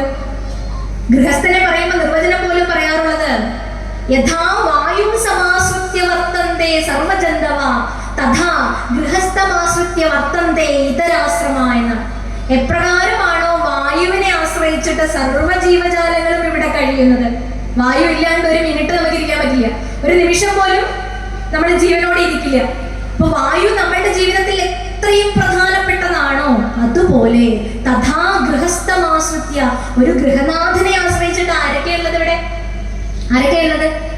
ഒരു ബ്രഹ്മചാരി, ഒരു വാനപ്രസ്ഥി, ഒരു സന്യാസി, ഇതൊക്കെ ആരെയാണ് ആശ്രയിച്ചിരിക്കുന്നത്? ഒരു ഗൃഹനാഥനെയാണ്. എന്നിട്ടാണോ നമുക്ക് നമ്മളിൽ തന്നെ ഒരു വിശ്വാസമില്ലാത്തത്? ഏറ്റവും ശ്രേഷ്ഠമായ ആശ്രമമായിട്ട് പറയുന്നത് ഏതിനെയാണ്? ഗൃഹസ്ഥാശ്രമമാണ്. കാരണം ഇവരെല്ലാം പരിപാലിക്കേണ്ട പൂർണ്ണ ഉത്തരവാദിത്വം ഭഗവാൻ നിക്ഷേപിച്ചിരിക്കുന്നത് ആർക്കാണ്? ഒരു ഗൃഹനാഥനെയാണ് ഏൽപ്പിച്ചത്. ഇനി സഹധർമ്മിണികൾക്കും ഗൃഹസ്ഥകൾക്കും പ്രാധാന്യമുണ്ട്. ഒരു വിവാഹപ്രായം എത്തിയ ഒരാള് ദേവിയോട് വന്നിട്ട് ഇവിടെ പ്രാർത്ഥിക്കുക, നമ്മുടെ ഭഗവതിയുടെ മുമ്പിൽ വന്നിട്ട് ഇവിടെ പ്രാർത്ഥിക്കുക. ദേവി മഹാത്മ്യത്തിലുള്ള ഒരു ശ്ലോകമാണ്. എന്താ പ്രാർത്ഥന? പത്നീം മനോരമാം ദേഹി മനോവൃത്താനുസാരിണീം താരിണീം ദുർഗ സംസാര സാഗരസ്യ കുലോദ്ഭവാം. എന്താ പ്രാർത്ഥിക്കണ ദേവിയോട്? ഒരു വിവാഹപ്രായം എത്തിയിട്ടുള്ള ഒരു പുരുഷൻ ദേവിയോട് പ്രാർത്ഥിക്കുക, പത്നീം മനോരമാം ദേവി ദേഹി, ദേവി എനിക്ക് ഒരു പത്നിയെ തരൂ. എങ്ങനെയുള്ള പത്നിയെ വേണ്ട ദേവി ചോദിച്ചു. അപ്പോഴാണ് പറയുന്നത് മനോവൃത്താനുസാരിണി, എൻ്റെ മനോവൃത്തികൾ അനുസരിച്ച് പ്രവർത്തിക്കുന്ന ആളാവണം ആര്? എൻ്റെ പത്നി. അതുകൊണ്ട് ധർമ്മപത്നി, സഹധർമ്മിണി എന്നൊക്കെയാണ് പേര് അല്ലെ. ധർമ്മപുരുഷൻ എവിടെയും കേട്ടിട്ടുണ്ടോ? ഭർത്താവിന് അങ്ങനെ ഒരു പ്രയോഗം കേട്ടിട്ടില്ല. ഭാര്യയ്ക്കുണ്ട്. ഇന്ന് ഭാര്യയായി എന്ന് മാത്രമേ ഉള്ളൂ. ഭാര്യ ഭാരമുള്ളതാണത്രേ. നേരത്തെ സഹധർമ്മിണി എന്നാ വിളിച്ചത്. കാരണം എന്റെ ധർമ്മത്തിലൂടെ ചരിക്കാൻ എനിക്കൊരു കൂട്ട്, അല്ലെങ്കിൽ അവരുടെ ധർമ്മത്തിലൂടെ ചരിക്കാൻ അവർക്കൊരു കൂട്ട്. ഇങ്ങനെ പാരസ്പര്യത്തിന്റെ ഒരു ധർമ്മമാണ് വിവാഹവും അത് കഴിഞ്ഞ ശേഷമുള്ള ഗൃഹസ്ഥാശ്രമവും. ഇന്ന് ഇങ്ങനെയൊക്കെയുള്ള സങ്കല്പങ്ങൾ ഉണ്ടോ? ഇന്ന് വിവാഹം വളരെ വിഷമമായിട്ട് പറയട്ടെ, ക്ലേശകരമായിട്ട് പറയട്ടെ, ഞങ്ങളുടെ ബന്ധുവിന്റെ തന്നെ ഒരു വിവാഹത്തിന് പോയി, വളരെ വിഷമം തോന്നിപ്പോയി. ഇന്ന് വിവാഹം നടക്കുന്നത് ഡാൻസും പാട്ടും അതിൻ്റെയൊക്കെ അകമ്പടികളോടുകൂടിയാണ്. നടക്കട്ടെ, ആഘോഷം, ജീവിതത്തിൽ ഒന്നേ ഉള്ളൂ വിവാഹം എന്നൊക്കെ പറഞ്ഞിട്ടാണ് അവർ ആഘോഷിക്കുന്നത്. ആഘോഷിക്കട്ടെ, ആസ്വദിക്കട്ടെ. പക്ഷേ വരൻ വധുവിനെ പൊക്കിയെടുത്തു. താലികെട്ടലും ചടങ്ങൊക്കെ കഴിഞ്ഞ് വധുവിനെ ഇങ്ങനെ പൊക്കിയെടുത്ത് താഴത്തേക്ക് ഇടുക. സ്റ്റേജിന്റെ ഈ വേദിയുടെ താഴത്തേക്ക് ഇടുക. താഴെ വീഴൊന്നും പേടിച്ചു. അങ്ങനെയൊന്നും ചെയ്യില്ല. ഇനി ഇവളെ താങ്ങി പിടിക്കാൻ താഴേക്ക് ഇട്ടപ്പോ താങ്ങി പിടിച്ചത് ആരാന്നറിയാമോ? ഈ വരന്റെ സുഹൃത്തുക്കൾ അവളെ താങ്ങി പിടിക്കാൻ ആദ്യ രാത്രിയിൽ കട്ടിലിന്റെ അടിയിൽ പടക്കം പൊട്ടിക്കുന്നു. ഇതിനൊക്കെ പ്രോത്സാഹിപ്പിക്കുന്ന ആരാന്നറിയാമോ? മുത്തശ്ശനും മുത്തശ്ശിയും. വീട്ടിലെ അച്ഛനും അമ്മയും മുത്തശ്ശനും മുത്തശ്ശിയുമാണ് ഇത്തരത്തിലുള്ള കാര്യങ്ങളെയൊക്കെ, അത് കുട്ടികളുടെ ഓരോ തമാശകൾ അവർ ആസ്വദിക്കട്ടെ എന്നാണ് പറയുന്നത്. മുത്തശ്ശൻ എന്ന് പറയുന്നതിന്റെ ഡെഫിനിഷൻ തന്നെ നമ്മൾ മാറ്റിമറിച്ചു. ഇന്ന് അവർക്ക് ആദർശ പുരുഷന്മാരുടെയും കൃഷ്ണന്റെയും രാമന്റെയും കഥകളൊന്നും പറയാനില്ല. സീരിയലിന്റെ ബാക്കി കഥയാണ് അവർ പറഞ്ഞുകൊണ്ടിരിക്കുന്നത്, അതും ക്ഷേത്രത്തിൽ വെച്ചിട്ട്. ഇതറിയാവുന്ന മീഡിയക്കാര് രാത്രിയിട്ട സീരിയലിനെ മുഴുവൻ പുനഃസംപ്രേക്ഷണം ചെയ്യുന്നുണ്ട്, രാവിലെ തൊട്ട് വൈകുന്നേരം. ഞാനൊരു ക്ഷേത്രത്തിൽ പ്രഭാഷണത്തിന് പോയപ്പോ ഒരു 2 അമ്മമാരിൽ നിന്ന് സംസാരിക്കുക, മുത്തശ്ശിമാര് സംസാരിക്കുക. എന്താ സംസാരിക്കണേന്നറിയോ? സീരിയലിന്റെ കഥ, ക്ഷേത്ര പ്രദക്ഷിണ വഴികളിലൂടെ സീരിയലിന്റെ. അപ്പൊ എന്താ ചോദിച്ചപ്പോ ഇന്നലെ കറണ്ട് ഉണ്ടായില്ല എന്ന് ഒരാളുടെ വീട്ടിൽ. അതാണ് കറണ്ട് ഉള്ള ആളത് കണ്ടിട്ട് പറഞ്ഞു കൊടുക്കണം. അപ്പൊ നമ്മളുടെ ക്ഷേത്ര സങ്കേതങ്ങളിൽ ശബ്ദം നാമജപത്തിന് മാത്രം എന്ന് എഴുതി തൂക്കി വെച്ചിരിക്കുന്നു. അതിന്റെ താഴത്ത് നിന്ന് തന്നെ നമ്മൾ ഇത്തരത്തിലുള്ള ലൗകിക കാര്യങ്ങൾ സംസാരിക്കുന്നു. അപ്പൊ അവിടെ പോലും നമുക്ക് അവിടെ വന്ന് ആരാധിക്കാനുള്ള ഒരു മനസ്സുമായിട്ട് നമുക്ക് വരാൻ സാധ്യതയില്ല. പണ്ടൊക്കെ മുക്തി അമ്മ എന്നാണ് പറയാ. തങ്ങളുടെ മനസ്സിനെ നന്മ നിറഞ്ഞ സന്ദേശവാഹികളായ കഥകളിലൂടെ നമ്മുടെ മനസ്സിനെ മുഗ്ധമാക്കുന്ന, മുക്തിയിലേക്ക് മോക്ഷത്തിലേക്ക് നയിക്കുന്ന മുത്തശ്ശിമാർ. മുക്തിയമ്മ ലോപിച്ചാണ് മുത്തിയമ്മ മുത്തശ്ശൻ എന്നൊക്കെ നാട്ടിൻ പുറത്ത് പറയുന്ന ഭാവത്തിലായി മാറിയത്. അപ്പൊ അവരൊന്നും അവരുടെ കാര്യങ്ങൾ നിറവേറ്റുന്നില്ല. അവർ കുട്ടികൾ ചെയ്യുന്ന ഇന്നത്തെ ലൗകികമായിട്ടുള്ള വ്യാപാരങ്ങളെ മുഴുവൻ പ്രോത്സാഹിപ്പിക്കുന്നു. പ്രോത്സാഹിപ്പിച്ചോട്ടെ, അവർ ആസ്വദിച്ചോട്ടെ. പക്ഷേ അടിസ്ഥാനപരമായിട്ട് അതിനൊരു ധർമ്മമുണ്ട്. ഇപ്പൊ 4-5 വർഷമാകുമ്പോഴുള്ള കല്യാണങ്ങളൊക്കെ എടുത്ത് നോക്കിക്കഴിഞ്ഞാൽ അറിയാം, സ്ത്രീകൾ പേടിച്ച് ഭഗവാൻ ഇത് എന്താവോ എന്നറിയാണ്ട് താലി കെട്ടുന്ന സമയത്ത് കൈകൂപ്പിയിരിക്കാറുള്ളൂ. ബാക്കിയൊക്കെ അത് കഴിഞ്ഞതോടുകൂടി ഒരു ആചാര നിബന്ധമല്ലാത്ത, ഒരു ആചാരനിഷ്ഠമല്ലാത്ത, അനുഷ്ഠാനങ്ങളോട് കൂടി അല്ലാത്ത മംഗളവേളകളിലൂടെയാണ് നമ്മൾ കടന്നുപോയി. അതിനെ മംഗളവേള എന്ന് പറയില്ല. ഏതൊരു മംഗളാവസരങ്ങളിലും മദ്യവും മാംസവും ഉപയോഗിക്കുന്ന ആളുകൾ ആരാണ് ചോദിച്ചിട്ടുണ്ടോ? ഒരു സ്ത്രീ അവളുടെ വീട്ടിലേക്ക് പ്രസവത്തിന് പോവുകയാണ്. പൂർണ്ണ ഗർഭിണിയായ ഒരു സ്ത്രീ അവളുടെ വീട്ടിലേക്ക് പ്രസവത്തിന് പോകുന്നു. എത്ര കോഴികളെയും എത്ര ആടിനെയാണ് കൊല്ലുന്നത്. ഇതിലൂടെ അല്ലാതെ നമുക്ക് ചിന്തിക്കാൻ സാധിക്കുന്നില്ല. ഒരു നവജീവൻ, പുതിയൊരു ജീവൻ അവളുടെ വയറ്റിൽ ഉണ്ടാകാൻ പോകുന്നു. 1000 ജീവനുകളെ ബലി കൊടുക്കുന്നു. ഇവിടെ തന്നിൽ നിന്ന് അന്യമായ ഒരു ജീവിക്ക് ആപത്തുണ്ടാകുമോ എന്ന് കരുതി അതിനെ ഉപദ്രവിക്കാതെ മാറി നിൽക്കുന്ന എത്രയെത്ര ആദർശധീരന്മാരുടെയും ധർമാത്മാക്കളുടെയും കഥകളാണ് സനാതന ധർമ്മം ഉദ്ഘോഷിക്കുന്നത്. മംഗളാവസരങ്ങളിലെങ്കിലും മദ്യവും മാംസവും ഉപേക്ഷിക്കാൻ നമുക്ക് സാധിച്ചെങ്കിൽ ഒന്ന് ആലോചിച്ചു. അപ്പൊ ഒരു പുരുഷൻ പ്രാർത്ഥിക്കുകയാണ്, അമ്മേ എനിക്കൊരു പത്നിയെ തരൂ എന്ന് പ്രാർത്ഥിച്ചു. ഭക്തനോട് പറഞ്ഞു, നിനക്ക് ഏത് പത്നി, എങ്ങനെയുള്ള പത്നിയെ വേണം? എൻ്റെ മനോവൃത്തികൾക്കനുസരിച്ച് പ്രയത്നിക്കുന്ന ഒരു പത്നിയെ എനിക്ക് തരൂ. ഇനിയോ അതിന് എന്തൊക്കെയാ ക്വാളിറ്റീസ് ആ പുരുഷൻ പറയുന്നു? ദേവി മഹാത്മ്യം പറയുന്ന ഒരു ശ്ലോകമാണിത്. താരിണീം ദുർഗ സംസാര സാഗരസ്യ കുലോദ്ഭവ. എന്നെ തരണം ചെയ്യിപ്പിക്കുന്നവളാവണം. എന്തോ അപകടത്തിൽപ്പെട്ട് കിടക്കാൻ, അതിൽ നിന്ന് എന്നെ രക്ഷപ്പെടുത്തുന്നവളായിരിക്കണം. ഏതിൽ നിന്ന്? ഈ സംസാര സാഗരത്തിൽ നിന്ന്. സംസാരം എന്ന് പറഞ്ഞ എന്താ അർത്ഥം? സംസാരം എന്ന് പറഞ്ഞ എന്താ അർത്ഥം? കുറെ അർത്ഥങ്ങളുണ്ട്. അപ്പോഴാണ് ഒരു കഥ. ഈ തമിഴ്നാട്ടിൽ നിന്ന് ഒരു ഓഫീസർ ട്രാൻസ്ഫർ ആയിട്ട് ഇങ്ങോട്ട് വന്നു കേരളത്തിലേക്ക്. അപ്പോൾ അദ്ദേഹം ചാർജ് എടുത്തപ്പോൾ അദ്ദേഹത്തിന് മോഹം മലയാളം പഠിച്ചാൽ കൊള്ളാമെന്ന്. അപ്പൊ ജൂനിയർ ഓഫീസർ സമയം കിട്ടുമ്പോൾ ഒരു ട്യൂഷൻ പോലെ ഇദ്ദേഹത്തിന് മലയാളം പഠിപ്പിച്ചു കൊടുക്കാൻ തുടങ്ങി. അങ്ങനെ 2-3 മാസമൊക്കെ കഴിഞ്ഞു. ഒന്ന് ടെസ്റ്റ് ചെയ്യണമല്ലോ, ഏതൊരു പഠിച്ചാലും ഒരു പരീക്ഷ ഉണ്ടല്ലോ. അപ്പൊ ടെസ്റ്റ് ചെയ്യാൻ വേണ്ടി ഇങ്ങനെ ചോദിച്ചു, നിങ്ങൾ കുറച്ച് മലയാളത്തിൽ പറയൂ എന്ന് പറഞ്ഞു. അപ്പോൾ ഇപ്പോഴും ക്ലിയർ ആയിട്ടില്ല, കൊഞ്ചം പേശലാണ് ഇപ്പോഴും. തമിഴ് പൂർണ്ണമായിട്ട് വിട്ടിട്ട് മലയാളം ശുദ്ധമായിട്ടുള്ള രൂപത്തിലേക്ക് വന്നിട്ടില്ല. അപ്പൊ ഈ ജൂനിയർക്ക് ദേഷ്യം വന്നു. കാരണം എത്ര കാലം സമയം കണ്ടെത്തിയിട്ടാണ്, സീനിയറാണ്, ആ റെസ്പെക്ട് വെച്ചിട്ടാണ് പഠിപ്പിച്ചത്. അപ്പൊ പറഞ്ഞു, സാറിന്റെ സംസാരം ഒന്നും അത്ര ശരിയല്ല എന്ന് പറഞ്ഞത്. അപ്പൊ കൊടുത്തു ഒരടി എന്നാണ് പറയുന്നത്. എന്താണ് തമിഴില് സംസാരം എന്ന് പറഞ്ഞു കഴിഞ്ഞാൽ ഭാര്യ എന്നുള്ളൊരു അർത്ഥമുണ്ട്. പ്രാദേശികമായിട്ടുള്ള പല അർത്ഥങ്ങളുണ്ട്. ഇനി മലയാളത്തിൽ സംസാരം എന്ന് പറഞ്ഞു കഴിഞ്ഞാൽ എന്താ? നമ്മൾ പരസ്പരം സംസാരിക്കുന്നത്, വർത്തമാനം പറയുക എന്നുള്ള അർത്ഥം.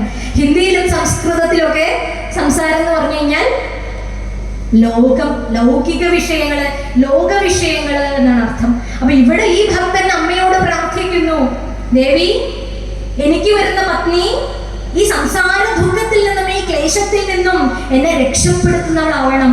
താരിണിയും ദുർഗ സംസാര. ദുർഗ നമുക്ക് എങ്ങനെയാ പേര് വന്നേ? ദുർഗം എന്ന് പറഞ്ഞാൽ കിടങ്ങുകള്, കോട്ട എന്നൊക്കെ സാമാന്യ അർത്ഥം കാണാം.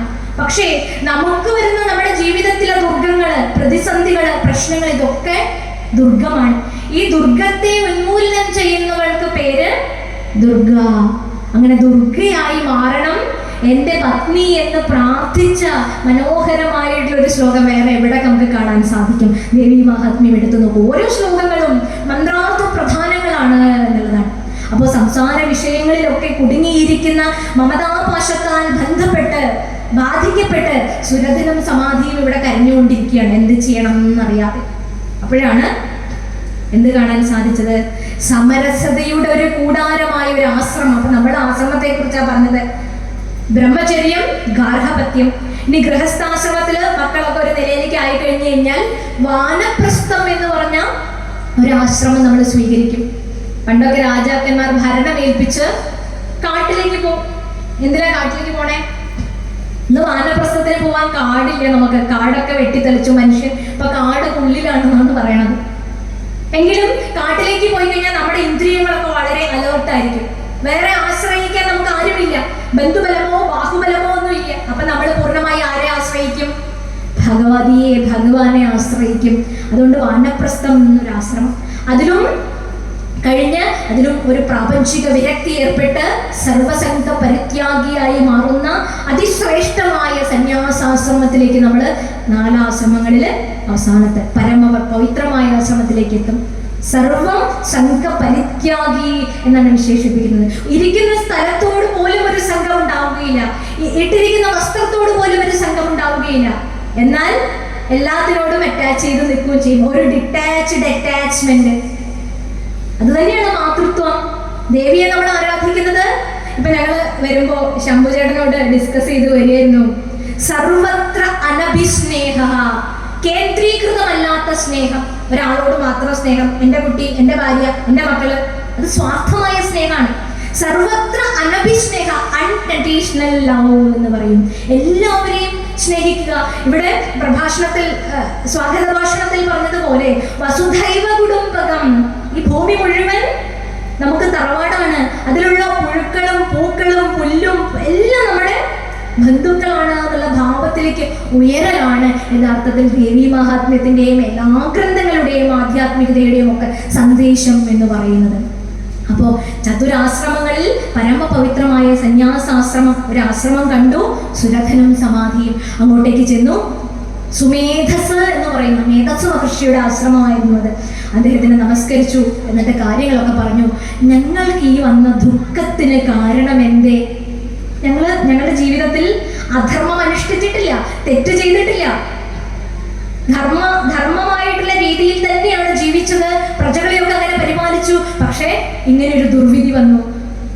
ധനത്തിനോടുള്ള ആശനിമിത്തം എന്നെയും വീട്ടിൽ നിന്ന് പുറത്താക്കി. എന്ത് ചെയ്യണം? അപ്പോഴാണ് ഇവിടെ മഹർഷി പറഞ്ഞു കൊടുക്കുന്നത്, മമതാപാശത്താൽ മായയാൽ വശീകരിക്കപ്പെട്ട മനസ്സ്. അപ്പൊ നമ്മളിവിടെ വന്ന് പ്രാർത്ഥിക്കുമ്പോൾ അമ്മേ മഹാമായേ എന്ന് പ്രാർത്ഥിക്കാറില്ലേ? എന്താണ് ഈ മായ? ആരാണ് ഈ മായ? നമ്മൾ മായ എന്നുള്ളത് നമ്മുടെ അടുത്ത വീട്ടിലെ ചേച്ചിയുടെ പേര് മാത്രമായിട്ടാണ് മനസ്സിലാക്കിയിട്ടുള്ളതെങ്കിൽ അതിനപ്പുറത്തേക്ക് വേദാന്തത്തിൽ, ആധ്യാത്മികതയിൽ മായയ്ക്ക് ഒരർത്ഥമുണ്ട്. ഭഗവാന്റെ ഒരു ലീലയാണ്, ദേവിയുടെ ഒരു ലീലയാണ്, ഒരു തിരശീലയാണ് എന്ത്? മായ. ദേവിയെ കാണാതെ മറച്ചു പിടിച്ചിരിക്കുകയാണ് മായ എന്ന തിരശീല നമ്മളെയൊക്കെ തന്നെ. അതുകൊണ്ട് തെറ്റിദ്ധരിക്കപ്പെടും. ഇപ്പൊ വേദാന്തത്തിലൊക്കെ ഒരു കാര്യം പറയാറുണ്ട്, നടന്നു പോവുക, കുറച്ച് അരണ്ട വെളിച്ചം, ആ സമയത്ത് ഒരു കയറ് കിടക്കണുണ്ട്, അറിയാണ്ടൊന്ന് ചവിട്ടി, അമ്മോ പാമ്പാണെന്ന് വിചാരിച്ചു എന്ന് പറഞ്ഞ് പേടിച്ച് നിലവിളിച്ചു. അപ്പോഴാ ദൂരെ ഒരാള് എന്തോ ടോർച്ചോ വെളിച്ചോ കൊണ്ട് ഓടി വന്നു. നോക്കുമ്പോ ഇത് പാമ്പൊന്നുമല്ല, കയറാണ്. അപ്പൊ വെളിച്ചം വന്നപ്പോഴാണ് അത് പാമ്പല്ല കയറാണ് എന്ന് മനസ്സിലായത് അല്ലെ? അപ്പൊ അജ്ഞതയിൽ ജീവിക്കുന്ന ഒരവസ്ഥയാണ് എന്ത്? മായ. ഇന്ന് യുവജന ദിനമാണല്ലേ? ആരുടെ ജയന്തിയാണ് യുവജന ദിനമായിട്ട് ആചരിക്കുന്നത്? സംപൂജ്യ സ്വാമിജി വിവേകാനന്ദന്റെ ജയന്തിയാണ് യുവജന ദിനമായിട്ട്. വിവേകാനന്ദ സ്വാമിജി മായയ്ക്ക് കൊടുത്തിട്ടുള്ള നിർവചനം, മായയെ തിരിച്ചിട്ടാൽ കിട്ടും അർത്ഥം. യാതൊന്ന് ഇല്ലാത്തത്. മാന്ന് പറഞ്ഞില്ല, പക്ഷെ ഉണ്ട് എന്ന് തോന്നിക്കുന്നത് എന്ത്? മായ. യാതൊന്നാണോ ഇല്ലാത്തത്, പക്ഷെ അത് ഉണ്ട് എന്ന് നമ്മളെ തോന്നിപ്പിച്ചുകൊണ്ടിരിക്കും. ഒരു മരീചിക, ഒരു മായക്കാഴ്ച എന്നൊക്കെ നമ്മൾ പറയാറില്ലേ? മരുഭൂമിയിൽ ജലമുണ്ട് എന്ന് തോന്നും. നല്ല വേനൽക്കാലത്ത് റോഡിലൂടെ വണ്ടി ഓടിച്ചു പോകുമ്പോൾ ദൂരെ വെള്ളമുള്ളതായിട്ട് തോന്നും. ഇതൊക്കെ ആ മരത്തിന്റെ പ്രകാശം തട്ടിയിട്ടുള്ള റിഫ്ലക്ഷൻസ് ആണ് എന്തായിട്ട് വരുന്നത്? വെള്ളമായിട്ട് നമ്മളെ തോന്നിപ്പിക്കുന്നത്. ഇതുപോലെ ഈ വ്യവഹാരങ്ങളെല്ലാം, നമ്മുടെ ഈ ലോകമെല്ലാം ഒരു മായ. ദേവിയുടെ മായ ബാധിക്കാത്തതായിട്ട് ആരുമില്ല. അങ്ങനെ മായ ബാധിച്ചു പോയി നിങ്ങൾക്ക് എന്നാണ് ആര് പറഞ്ഞത്? സുമേധസ് മഹർഷി സുരത സമാധികളോട് പറഞ്ഞത്. മായ ബാധിക്കാത്തതായിട്ട് ആരെങ്കിലും ഉണ്ടോ? പണ്ഡിതന്മാർ കൂടി മോഹിച്ചു വീഴുന്നു ദേവിയുടെ മായയിൽ എന്നാ പറയും. ഒരു ഗുരുനാഥൻ തന്റെ ശിഷ്യനെ സന്യസിക്കാൻ വിട്ടു. സന്യാസം കൊടുത്തു, സന്യാസ ദീക്ഷ കൊടുത്തു. ഇനി കുറച്ച് കാട്ടിൽ പോയിട്ട് ഒരു കുടിലൊക്കെ കെട്ടി സന്യാസാശ്രമം അനുഷ്ഠിക്കാനായിട്ട് ആവശ്യപ്പെട്ടു. അദ്ദേഹം പോയി. ദേവിയുടെ മായയുടെ പാരമ്യതയെ നമുക്ക് കാണാൻ സാധിക്കും. അങ്ങനെ കുറച്ച് ദിവസം താമസിച്ചു. ഇദ്ദേഹത്തിന് സ്വന്തമായിട്ട് ആകെ 2 കൗപീനവും മുണ്ടും മാത്രമേ ഉള്ളൂ. അപ്പൊ ഒരു ദിവസം അത് തുണി അലക്കിയിട്ടിട്ട് അടുത്തുള്ള ഗ്രാമത്തിൽ ഭിക്ഷയ്ക്ക് പോകും ഇദ്ദേഹം. എന്നിട്ട് അവിടെ നിന്ന് കഴിച്ച ആ ആഹാരം കഴിക്കും. അത്രയേ ഉള്ളൂ. ഭിക്ഷ കിട്ടിയാൽ അത് കഴിക്കും. ഈ ഗ്രാമക്കാർക്കൊക്കെ വലിയ ഇഷ്ടമായിരുന്നു. സ്വാമിജി വരണു, സന്യാസി വരണു എന്നൊക്കെ പറഞ്ഞ് വലിയ ബഹുമാനത്തോടു കൂടി അവർ ഭിക്ഷ കൊടുക്കും. ഒരു ദിവസം ഭിക്ഷയ്ക്ക് പോയി തിരിച്ചു വരുമ്പോഴുണ്ട് മരത്തിൽ ഉണക്കാനിട്ട തൻ്റെ കൗബീനെ എലി കടിച്ച് കീറിയിരിക്കണം, തുണ്ട് തുണ്ടായി അവിടെയൊക്കെ ഇട്ടിരിക്കണം. വിഷമം തോന്നി, ഇനി മാറ്റിയെടുക്കാൻ മറ്റൊന്നില്ല. പിറ്റേന്ന് ഗ്രാമക്കാരോട് പോയിട്ട് സങ്കടം ഉണർത്തിച്ചു, കൗബീനം നഷ്ടപ്പെട്ടു എന്ന്. അപ്പൊ അവര് പറഞ്ഞു, ഇടയ്ക്കിടയ്ക്ക് കൂടെ കൂടെ ഇങ്ങനെ ശല്യം ഉണ്ടാവും, ഇപ്പൊ ഞങ്ങൾ സ്വാമിജിക്ക് ഒരു കൗബീനം വാങ്ങിച്ചു തരാമെന്ന് പറഞ്ഞൊരു കൗബീനം സ്വാമിജിക്ക് വാങ്ങിച്ചു. സന്തോഷമായി. പിന്നെ അദ്ദേഹത്തിന്റെ ആ കാര്യങ്ങളൊക്കെ നടന്നു. ഒരു ദിവസം ഭിക്ഷയ്ക്ക് പോയി തിരിച്ചു വരുമ്പോൾ ഈ കൗബീനവും എലി കഷ്ണം കഷ്ണമാക്കി അവിടെ ഇട്ടിരിക്കുന്നു. വലിയ വിഷമായി, ഇനി എന്ത് ചെയ്യും? ഇനി അവരോട് പോയി എന്ത് പറയും അല്ലെ? ഒരു ഭിക്ഷു എന്ത് പറയാനാണ്? അപ്പൊ അവരോട് പോയി പറഞ്ഞു വിഷമിച്ചിട്ട്. അപ്പൊ അവര് പറഞ്ഞു, ഒരു പൂച്ചയെ വാങ്ങിച്ചോളൂ, അതാണ് നല്ലത്. അതാവുമ്പോ എലിയുടെ ശല്യം ഉണ്ടാവില്ല. അവരൊരു പൂച്ചക്കുട്ടിയെ കൊടുത്തു. ഗ്രാമത്തില് ഓടി നടക്കുന്ന ഒരു കുറിഞ്ഞി പൂച്ചയെ എടുത്ത് ഇദ്ദേഹത്തിന്റെ കയ്യിൽ ഏൽപ്പിച്ചു. വലിയ സന്തോഷം. പൂച്ച വന്നതിൽ പിന്നെ ഒരു എലി ആ പരിസരത്ത് കാണാനില്ല. ഇനി പൂച്ചയെ എങ്ങനെയെങ്കിലും വളർത്തണ്ടേ? ദിവസവും ഭിക്ഷയ്ക്ക് പോയിട്ട് വരുമ്പോ ഒരു ഗ്ലാസ് പാല് വാങ്ങിച്ചിട്ട് വരവായി. ആര്? നമ്മുടെ ഈ സ്വാമിജി. പൂച്ചയും സ്വാമിജിയും സുഖമായിട്ട് കഴിയുന്നു. അങ്ങനെ ഇരിക്കുമ്പോഴാണ് എന്നും ഒരേ വീട്ടിൽ നിന്ന് പശുക്കൾ ധാരാളമുള്ള വീട്ടിൽ നിന്നാണ് പാല് ചോദിക്കുന്നത്. അത് മോശമായി തുടങ്ങി, അങ്ങനെ തോന്നാൻ തുടങ്ങി. അതാണ് ഒരു കർത്തൃത്വ അഹങ്കാരം കയറി വരികയാണ്.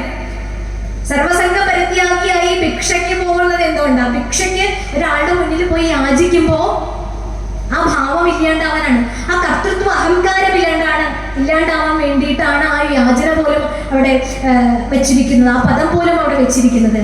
പക്ഷെ ഇങ്ങനെ ചോദിക്കുന്നത് ഒരു നാണക്കേടായി മാറി തുടങ്ങി. അപ്പൊ എന്ത് ചോദിച്ചു? അപ്പൊ പൂച്ചയ്ക്ക് പാല് വലിയ ബുദ്ധിമുട്ടാണ്. അപ്പൊ ആ ഗ്രാമക്കാരൻ പറഞ്ഞു, ഇവിടെ കുറെ പശുക്കളുണ്ട്, എല്ലാത്തിനെയൊന്നും കറക്കാൻ പറ്റില്ല, ഒരു പശുവിനെ അങ്ങ് കൊണ്ടുപോയിക്കോളൂ. അപ്പൊ പിന്നെ പ്രശ്നമില്ലല്ലോ, പാല് കറന്നെടുത്ത് പൂച്ചയ്ക്ക് കൊടുക്കേ വേണ്ടു. അങ്ങനെ ഒരു പശുവിനെയും ഈ ഗ്രാമക്കാര് സ്വാമിജിക്ക് കൊടുത്തു. അങ്ങനെ പോയി ഈ പശുവിനെ നോക്കല്ല, അതിന് വലിയ പണിയായി. പൂച്ചയെ നോക്കണം, പശുവിനെ നോക്കണം, പശുവിന് പുല്ലും കാര്യങ്ങളൊക്കെ കൊടുക്കണം. അപ്പോൾ ഗ്രാമത്തിൽ പോയി പറഞ്ഞപ്പോൾ പറഞ്ഞു, അവിടെ ചുറ്റുമുള്ള പ്രദേശങ്ങളിൽ കൃഷി ഇറക്കി കഴിഞ്ഞാൽ ധാരാളം പുല്ല് കിട്ടും. ആ പുല്ല് മറ്റവരൊക്കെ കൊണ്ട് പശുവിനെ തീറ്റി പോറ്റാൻ പറ്റും, അതിൽ പ്രയാസമൊന്നുമില്ല എന്ന് പറഞ്ഞു. ഇതൊക്കെ ഈ പാടവും കാര്യങ്ങളൊക്കെ നോക്കി നടത്താൻ വേണ്ടി ഒരു സ്ത്രീയെ വേലയ്ക്ക് വെച്ചാൽ നന്നായിരിക്കും എന്ന് പറഞ്ഞു. അപ്പോഴാണ് അതിലൊരാൾ പറഞ്ഞു, അങ്ങേക്ക് ഒരു കല്യാണം കഴിച്ചുകൂടെ ചോദിക്കാം, അങ്ങേക്ക് ഒരു വിവാഹം ചെയ്തുകൂടെ, എന്നാ പിന്നെ ഈ പണിയൊക്കെ ഉണ്ട്. ശരിയാണല്ലോ നിങ്ങൾ പറഞ്ഞത്.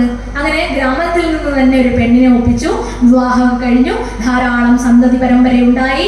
ആ കുട്ടികളൊക്കെ ഇങ്ങനെ അച്ഛൻ്റെ വിരൽ പിടിച്ച് കളിക്കണു, ഒരാൾ അച്ഛൻ്റെ പുറത്ത് ആന കളിക്കണു. ഇങ്ങനെയുള്ള സമയത്താണ് നമ്മുടെ ഗുരുനാഥൻ, തൻ്റെ ഏതോ ഒരു ശിഷ്യൻ ഈ കാട്ടിലുണ്ടല്ലോ, എന്തായി അവന്റെ സാധനാക്രമങ്ങൾ, അവൻ വലിയൊരു സാധകനായി മാറിയിട്ടുണ്ട് എന്നറിയാൻ സാധിച്ചു. അപ്പൊ അത് കാണാൻ വേണ്ടിയിട്ട് ഇങ്ങനെ വരുമ്പോഴാണ് അവിടെ ചോദിച്ചു, എവിടെയാണ് ഞാനിങ്ങനെ എൻ്റെ ഒരു ശിഷ്യന് ഈ ഭാഗത്ത് എവിടെയോ ഉണ്ട്. അപ്പോഴാണ് ആ കാണുന്ന വീട് കണ്ടേ, അവിടെയാണ്. നേരത്തെ കുടില വെച്ചിരുന്നത്, ഇപ്പൊ അതൊരു ചെറിയൊരു കെട്ടിടമായിട്ട് മാറി. അവിടെ പോയി ഈ ഗുരുദേവൻ നോക്കുന്ന സമയത്താണ് കുട്ടികളോടുകൂടി ഭാര്യയോടുകൂടി രമിച്ചിരിക്കുന്ന ഇദ്ദേഹത്തെ കാണാനായിട്ട് സാധിച്ചത്. അപ്പോഴാണ് ചാടി എഴുന്നേറ്റ്, ഗുരുദേവ, ഇതൊക്കെ ഒരു കൗപീനം വരുത്തി വെച്ച വിനയാണേ, ക്ഷമിക്കണേ എന്ന് പറഞ്ഞ് പെട്ടെന്നാണ് ആ ഒരു ബോധത്തിലേക്ക് ആര് വന്നത്? ചെറിയ നിമിഷം കൊണ്ട് തന്നെ മായ ലൗകികമായ ചെളിക്കുണ്ടിലേക്ക് പിടിച്ചു താഴ്ത്തുന്നു നമ്മളെ എന്നുള്ളതാണ്. എന്ന് വെച്ച് ഗൃഹസ്ഥാശ്രമം മോശമാണെന്നാണോ പറഞ്ഞത്? അല്ല. സന്യാസാശ്രമം സ്വീകരിച്ചിട്ട് പിന്നെ ഓരോ ആശ്രമങ്ങൾക്കും അതിൻ്റെതായിട്ടുള്ള ശ്രേഷ്ഠതയുണ്ട്. അപ്പോൾ ശരീരം കൊണ്ട് മാത്രം ആ വേഷം ധരിച്ച് ഏതെങ്കിലും ആശ്രമത്തിൽ ഇരുന്നത് കൊണ്ട് കാര്യമായില്ല. നമ്മുടെ ആന്തരികവും കൂടി ആവണം ആശ്രമ വ്യവഹാരങ്ങൾ. താടി വളർത്തിയിട്ടുണ്ട്, മുടി വളർത്തിയിട്ടുണ്ട്, മാല ഇട്ടിട്ടുണ്ട്, കാവി ധരിച്ചിട്ടുണ്ട്. പക്ഷേ ഉള്ളിൽ എന്തുണ്ട്? ആശാപാശങ്ങൾ വിട്ടിട്ടില്ല. കാമം, ആഗ്രഹങ്ങളുണ്ട്. കാമം എന്ന് വെച്ചാൽ ആഗ്രഹം. അതിനെ ഭാര്യ എന്ന് പറയും. എന്തു പറയും? ഭാര്യ. ഉള്ളിൽ ഒരു ആഗ്രഹം ഉണ്ടായി, അത് ഭാര്യ. ഇനി ആഗ്രഹം സാധിക്കാൻ വേണ്ടി എന്തൊക്കെയോ ചെയ്യുന്നു. ചിലത് സാധിക്കും, ചിലത് സാധിക്കില്ല. സാധിക്കാത്തതിൽ നിന്നും ക്രോധം വരുന്നു. ക്രോധം വന്നാൽ പിന്നെ ആരൊക്കെ കൂടെ വരും? ലോഭം, മോഹം, മതം, മത്സരം, ഡംബ്, അസൂയ കൂടെ വരും. അപ്പൊ കാമം ഉള്ളിലുണ്ടായാൽ അത് ഭാര്യയും, അതിൽ നിന്നുണ്ടാകുന്ന ക്രോധം, ലോഭം, മോഹം, മതം, മത്സരം, ഡംബ്, അസൂയ തുടങ്ങിയിട്ടുള്ള മറ്റു വ്യസനങ്ങൾ മക്കളുമാകുന്നു. നോക്കുമ്പോ കല്യാണമൊന്നും കഴിച്ചിട്ടില്ല, കുട്ടികളുമില്ല, ഒന്നുമില്ല, സന്യാസാശ്രമം സ്വീകരിച്ചിരിക്കുന്നു. ഉള്ളിലോ സകുടുംബം ഇരിക്കുന്നു, അല്ലേ? ഭാര്യയാകുന്ന കാമത്തോട് ആവർത്തിക്കുന്നു. അപ്പൊ നമ്മൾ ഏതാശ്രമത്തിലിരിക്കലും അതിന്റെ വ്യവഹാരങ്ങൾ, അതിന്റെ വ്രതം പൂർണ്ണമായും പാലിക്കാൻ നമുക്ക് സാധിക്കണം എന്നുള്ളതാണ്. അല്ലെങ്കിൽ ഈ മമതാപാശത്തിലും ദേവിയുടെ മായയിലും പെട്ട് നമ്മൾ മയങ്ങിപ്പോകും എന്നുള്ളത്. ഈ മായയിൽ നിന്ന് തിരിച്ചു വരാൻ വേണ്ടി, പൂർവാധികം ശക്തിയോടുകൂടി തിരിച്ചു വരാൻ വേണ്ടി ആരെ ആശ്രയിക്കണം? താഴെ വീണു കൈകുത്തിയിട്ട് തന്നെ എഴുന്നേൽക്കണ്ടേ? ആരില്ലെങ്കിൽ കൈകുത്തിയിട്ട് തന്നെ എഴുന്നേൽക്കണം. അതുപോലെ ഈ മായ മാറാൻ വേണ്ടി മഹാമായയെ ആശ്രയിക്കണം എന്ന് ആരോട് പറഞ്ഞു? സുമേധസ മഹർഷി സുരഥനോടും സമാധിയോടും പറഞ്ഞു. ഈ കാണുന്നതിലെല്ലാം ഭ്രമിച്ച് നമ്മുടെ ഇന്ദ്രിയങ്ങളൊക്കെ അതിനെ പുറകെ പോയി, അല്ലേ? ഇതൊക്കെ സത്യമാണ് സത്യമാണെന്ന് ധരിച്ചവർ അതിന്റെ പുറകെ പോയി. അതൊന്നും സത്യമല്ല എന്ന് പറഞ്ഞു. അതുകൊണ്ട് മഹർഷി മഹാമായയെ കുറിച്ച് പറഞ്ഞു കൊടുക്കുക. അപ്പൊ സുരഥന സമാധി ഇത് കേട്ടിട്ട് കൂടിയില്ല. ഈ ആരാണ് ഈ മഹാമായ? അവൾക്ക് സ്വരൂപമുണ്ടോ? അങ്ങനെയൊക്കെ പറയാവോ? അവൾ ഏതൊക്കെ അവതാരങ്ങളിൽ വന്നിട്ടുണ്ട്? ഇങ്ങനെ ചില ചോദ്യങ്ങൾ ചോദിച്ചതിന്റെ അനുമാനത്തിൽ മഹർഷി ദേവിയുടെ പ്രധാനപ്പെട്ട 3 അവതാര കഥകൾ ഇവർക്ക് പറഞ്ഞു കൊടുക്കുകയാണ്. 3 ദിവസം കൊണ്ട് ഭദ്രകാളി അവതാരം, 3 ദിവസം കൊണ്ട് മഹാലക്ഷ്മി അവതാരം, അടുത്ത 3 ദിവസം കൊണ്ട് മഹാസരസ്വതി സങ്കല്പത്തിലുള്ള അവതാര കഥകൾ പറഞ്ഞു കേൾപ്പിച്ചു. 3 ആ 9 ദിവസം നവരാത്രി നമ്മൾ ആഘോഷിക്കാറില്ലേ? ത്രയീ ത്രിവർഗ നിലയായേ നമഃ. 3 വർഗവും എത്രയായി? 9 ദിവസം. ഈ 9 ദിവസവും നമ്മൾ 9 രൂപഭാവങ്ങളില് ഭദ്രകാളിയുടെ 3 ഭേദഭാവങ്ങളായിട്ട് ദേവിയെ 3 ദിവസം, ആദ്യത്തെ 3 ദിവസം, അടുത്ത 3 ദിവസം മഹാലക്ഷ്മിയുടെ രൂപത്തിൽ 3 ദിവസം ആരാധിക്കുന്നു, അടുത്ത 3 ദിവസം സരസ്വതിയുടെ ഭാവത്തിൽ. അപ്പൊ ഇങ്ങനെയൊക്കെ പറഞ്ഞപ്പോൾ ഇതിന് വിശദമായിട്ട് കേൾക്കാൻ അവർക്ക് ആഗ്രഹമുണ്ടായി. ആരാണ് ദേവി? നമ്മൾ ആരാണ് ഇപ്പൊ ദേവി? ഇപ്പൊ നമ്മളിവിടെ പ്രാർത്ഥിച്ചു നിൽക്കുമ്പോൾ, നമ്മൾ കണ്ണടച്ച് പ്രാർത്ഥിച്ചാൽ അമ്മയെ മഹാമായി എന്ന് വിളിക്കുമ്പോൾ അലൗകികമായ അഭൗമമായ ഒരു സ്ത്രീയുടെ രൂപമാണ് പുറത്തു വരുന്നത്, അല്ലെ? സ്ത്രീയുടെ രൂപമാണ് നമുക്ക് സങ്കല്പിക്കാൻ കഴിഞ്ഞത്. അപ്പോൾ ഈ പ്രപഞ്ചത്തിന്റെ ചൈതന്യത്തിൽ തന്നെ ഒരു സ്ത്രീയുടെ രൂപത്തിൽ, മാതൃഭാവത്തിലാണ് നമ്മൾ കാണുന്നത്. ഇപ്പൊ വേദങ്ങളിലൊക്കെ തന്നെ പ്രപഞ്ച പുരുഷ ചൈതന്യത്തെ കുറിച്ച് വേദത്തിൽ പറഞ്ഞിട്ടുണ്ട്. അതിന് തത്തുല്യമായിട്ട് തന്നെ പരാശക്തി സങ്കല്പത്തെ കുറിച്ച് പറഞ്ഞിട്ടുണ്ട്. പരബ്രഹ്മത്തെ കുറിച്ച് എവിടെ പറഞ്ഞോ അതിന് തുല്യമായിട്ട് പരാശക്തി. വേദത്തിൽ പുരുഷ സൂക്തമുണ്ട്. ഓം സഹസ്രശീർഷ പുരുഷ സഹസ്രാക്ഷ സഹസ്രപാദ് എന്ന് പറഞ്ഞ് ഈ പ്രപഞ്ചം നിറഞ്ഞു നിൽക്കുന്ന ചൈതന്യത്തിനെ വിരാട് പുരുഷനായിട്ട് ആരാധിക്കുമ്പോൾ അതിന് തുല്യമായിട്ട് ഹിരണ്യവർണ്ണാം ഹരിണീം എന്ന് പറഞ്ഞ ശ്രീ സൂക്തത്തിൽ ആരാധിക്കുന്നു ദേവിയെ. ഒരിടത്ത് ഓം വിശ്വം വിഷ്ണുർ വഷട്കാരോ ഭൂതഭവ്യ ഭവത്പ്രഭു എന്ന് പറഞ്ഞ വിഷ്ണു സഹസ്രനാമം ഉണ്ടായപ്പോൾ ഓം ശ്രീമാതാ ശ്രീ മഹാരാജ്ഞി ശ്രീമൽ സിംഹാസുരി എന്ന് തുടങ്ങി, സിംഹാസനേശ്വരി എന്ന് തുടങ്ങി ലളിതാ സഹസ്രനാമം ഉണ്ടായി. പരബ്രഹ്മം പരാശക്തി. ബ്രഹ്മാ വിഷ്ണു മഹേശ്വരന്മാർ ത്രിമൂർത്തി സങ്കല്പത്തിൽ ഉത്ഭവിച്ചപ്പോൾ സരസ്വതി പാർവതി മഹാലക്ഷ്മിമാരായി ദേവി ത്രിദേവി സങ്കല്പത്തിന്. എന്തിന്? ഈ പരബ്രഹ്മ സങ്കല്പത്തിന് പോലും ആധാരമായ കേന്ദ്രബിന്ദു പരാശക്തി സങ്കല്പമാണ്. ശങ്കരാചാര്യ സ്വാമികളോട് ചോദിച്ചു, ആരാണ് ഈ ദേവി? അദ്ദേഹം പറഞ്ഞു, അത് അറിയില്ല. ആരാണെന്ന് അറിയില്ല. പക്ഷെ എങ്കിലും സൗന്ദര്യ ലഹരിയിൽ അദ്ദേഹം പറഞ്ഞു, ഗിരാമാഹുർദേവീം ദ്രുഹിണ ഗൃഹിണീം ആഗമവിദാഹ ഹരേഹേ പത്നീം പത്മാം ഹരസഹചരീം അദ്രിതനയാം തുരീയാകാവിത്വം ധുരധിഗമനസീമ മഹിമ മഹാമായാ വിശ്വം ഭ്രമയതി പരബ്രഹ്മ മഹിഷീം. ഈ പ്രപഞ്ചത്തെ ഭ്രമിപ്പിക്കുന്ന, മായയിൽ ആഴ്ത്തുന്ന മഹാമായയാണ്. ഗിരാമാഹുർദേവീം. ഗിഹി എന്ന് പറഞ്ഞ വാക്കാണ്. വാക്കുകളുടെ അധിദേവതയായിട്ട് സരസ്വതിയായിട്ട് നമ്മൾ ആരാധിക്കാറില്ലേ? അക്ഷരസ്വരൂപിണിയായിട്ട് ദേവിയെ ആരാധിക്കാറില്ലേ? സരസ്വതിയായിട്ട് ഞാൻ പൂജിക്കണോ ആ മഹാമായയെ? ഇനിയോ ഹരേഹേ പത്നീം. ചിലര് വിഷ്ണുവിന്റെ, നാരായണന്റെ ധർമ്മപത്നിയായി മഹാലക്ഷ്മിയെ ആരാധിക്കും. ഹരസഹചരീ മദ്രിതനയാം. ഈ പർവ്വത ഗുഹകളിലൊക്കെ താമസിക്കുന്ന മഹർഷിമാര് അവളെ പർവ്വതപുത്രിയായിട്ട് ആരാധിക്കുന്നു. ദുർഗയായും ലക്ഷ്മിയായും സരസ്വതിയായും ഒക്കെ ആരാധിച്ചാലും ദുരധിഗമനസീമ മഹിമ, സീമയില്ലാത്ത മഹിമയോട് കൂടിയ ഏതോ ഒരുത്തി, ഇത് എനിക്ക് പറയാനാവൂന്ന് പറഞ്ഞ് ആ വലിയ പരമഋഷി പോലും ഇങ്ങനെയാണ് ദേവിയെ കുറിച്ച് പ്രകടമായ ഭാവങ്ങളിലേക്ക് നമ്മളെ കൊണ്ടുപോകുന്നത്. ഈ ദേവിയാണ് ഈ വിശ്വത്തെ ചലിപ്പിക്കുന്നത്. ഈ മമത തരുന്നതും ഈ ദുഃഖം തരുന്നതും ആരാണ്? ദേവി തന്നെയാണ്. പക്ഷെ അതിന് രക്ഷപ്പെടാനുള്ള ഒരു സൊല്യൂഷനും ആരാ തരുന്നത്? അതാണ് ശ്രദ്ധിക്കേണ്ടത്. യന്ത്രാരൂഢാനി മായ എന്ന് പറയില്ലേ, നമ്മൾ നമ്മുടെ വ്യവഹാരങ്ങളിൽ ദേവിയെ കൊണ്ടുവരണം. മായയിൽ ഭ്രമിച്ചിരിക്കുന്നവർക്ക്, വിഷമിച്ചിരിക്കുന്നവർക്ക്, ദുഃഖിച്ചിരിക്കുന്നവർക്ക് ഒരു കൈത്താങ്ങായിട്ട് നമ്മൾ മാറണം. അവിടെയാണ് ദേവി മായയെ ജയിക്കുന്നത് നമ്മളിലൂടെ. ഇവിടെ സംസാരിച്ചപ്പോൾ നിങ്ങൾ ആരെങ്കിലും പാലക്കാട് വന്നിട്ടുണ്ടോ ചോദിച്ചപ്പോൾ ഈ ഓരോ പൂരങ്ങളെ പറ്റി പറയണ്ടായി. അപ്പൊ ഒരു പൂരത്തിന് ചിനക്കത്തൂർ എന്ന് പറഞ്ഞ് കേട്ടിട്ടുണ്ടാവും. വിശ്വപ്രസിദ്ധമായ ഒരു പൂരം ചിനക്കത്തൂർ നടക്കാറുണ്ട് പാലക്കാട്. അപ്പൊ അതിനോട് ബന്ധപ്പെട്ട് അവിടെ ഇങ്ങനെ ഈ എന്താ പറയാ യന്ത്രഊഞ്ഞാൽ കണ്ടിട്ടില്ലേ? യന്ത്രഊഞ്ഞാൽ വരാറുണ്ട്. അപ്പോ വളരെ മുമ്പ് കേട്ടോ, കുറെ കാലം മുമ്പ്. ഇപ്പോഴൊക്കെ ഈ ജെയിന്റ് വീലില് ഓരോ ഭാഗത്ത് ഓരോരുത്തർ ഇരിക്കുന്നത് വളരെ സ്റ്റേബിൾ ആയിട്ടുള്ള ഓരോ കൂട്ടിലായിരിക്കും, ബെൽറ്റൊക്കെ ഇട്ട് സ്റ്റേബിൾ ആയിട്ട്. അത് ആടില്ല. അത് എങ്ങനെയായാലും തിരിച്ചിങ്ങനെ പറയുമ്പോൾ അത് തിരിയില്ല പാത്രം, അത് വളരെ കൃത്യമായിട്ടിരിക്കും. പക്ഷെ മുമ്പുണ്ടായിരുന്ന യന്ത്രഊഞ്ഞാലില് ഈ സർക്കിൾ ഇങ്ങനെ പോകും, അടുത്ത ഹാഫ് സർക്കിൾ വരുമ്പോൾ ഈ നമ്മളിരിക്കുന്ന കൂടെ തലകിലായിട്ട് മാറി. പക്ഷെ നമ്മൾ താഴെ പോവില്ല, നമ്മൾ ബെൽറ്റ് ഇട്ടിട്ടാണ് ഇരിക്കുക. അപ്പൊ വലിയ പേടി ഉണ്ടാവും. അപ്പൊ അതിന്റെ താഴെ എഴുതി വെച്ചിട്ടുണ്ട്, ഹാർട്ട് പേഷ്യൻസ് ആരെങ്കിലും ഉണ്ടെങ്കിൽ ഇത് കയറരുത്, ഹൃദ്രോഗികൾ ആരെങ്കിലും ഉണ്ടെങ്കിൽ ഇതിൽ കയറരുത്, ഗർഭിണികൾ ഇതിൽ കയറരുത്. അപ്പൊ ഞങ്ങളുടെ കൂടെ വന്ന കുട്ടിക്ക് ഇതിൽ കയറണം എന്ന് മോഹം, എന്നാ പേടിച്ചിട്ടാണെങ്കിൽ കയറാൻ പേടിയാണ്. എന്താ ചെയ്യും? സാരില്ല എന്ന് പറഞ്ഞു. അതിൽ നോക്കുമ്പോ കുറെ സീറ്റ് വേക്കൻസ് ഉണ്ട്. അതിനടുത്ത് ഒരു സീറ്റ് വേക്കൻ്റ് ആയിട്ടുള്ളത് ഇതിനടുത്തെത്താറായി. അപ്പൊ അതിലൊരു അമ്മൂമ്മ ഇരിക്കുന്നു. 60 വയസ്സെങ്ങാണ്ടായി കാണും. വളരെ സന്തോഷമായിട്ട് ഹാപ്പി ആയിട്ട് ഈ യന്ത്രഊഞ്ഞാലിൽ അവർ കറങ്ങിക്കൊണ്ടിരിക്കുന്നു. അപ്പൊ നോക്ക്, ഇത്ര വലിയ അമ്മൂമ്മ കയറി, ഇനി നിനക്ക് പേടി വേണ്ട, നീ കയറിക്കോ എന്ന് പറഞ്ഞ് നമ്മൾ അതിന് ടിക്കറ്റ് എടുത്തു. ഈ കുട്ടിയെ കയറ്റി ധൈര്യം പകർന്നു കൊടുത്തു വിടുന്നു. നമുക്ക് പേടിയായിട്ട് കയറിയില്ല സത്യത്തില്. അപ്പൊ ഇങ്ങനെ അമ്മൂമ്മയുടെ തൊട്ടടുത്ത സീറ്റിൽ ഇവള് ബെൽറ്റൊക്കെ ഇട്ടിരുന്നു. ഇവള് ചിരിക്കുന്നുണ്ട്, ചിലപ്പോൾ പരിഭ്രമിക്കുന്നുണ്ട്. ഇവളുടെ ഭാവങ്ങളൊക്കെ നമ്മൾ ഇങ്ങനെ വായിച്ചറിയുകയാണ്. അപ്പൊ ഇങ്ങനെ കയറിയിരുന്ന അമ്മൂമ്മ അവളോട് എന്തോ സംസാരിക്കണോ, അമ്മൂമ്മ അവളോട് എന്തൊക്കെ സംസാരിക്കണുണ്ട്. സമാധാനമായി. നമ്മളിങ്ങനെ കയറി മുകളിലെത്തി, ഏറ്റവും പീക്കിലെത്തിയപ്പോൾ വലിയ സന്തോഷം, ചിരി. പക്ഷെ ആ ചിരി അധിക നേരം ഉണ്ടായിരുന്നില്ല.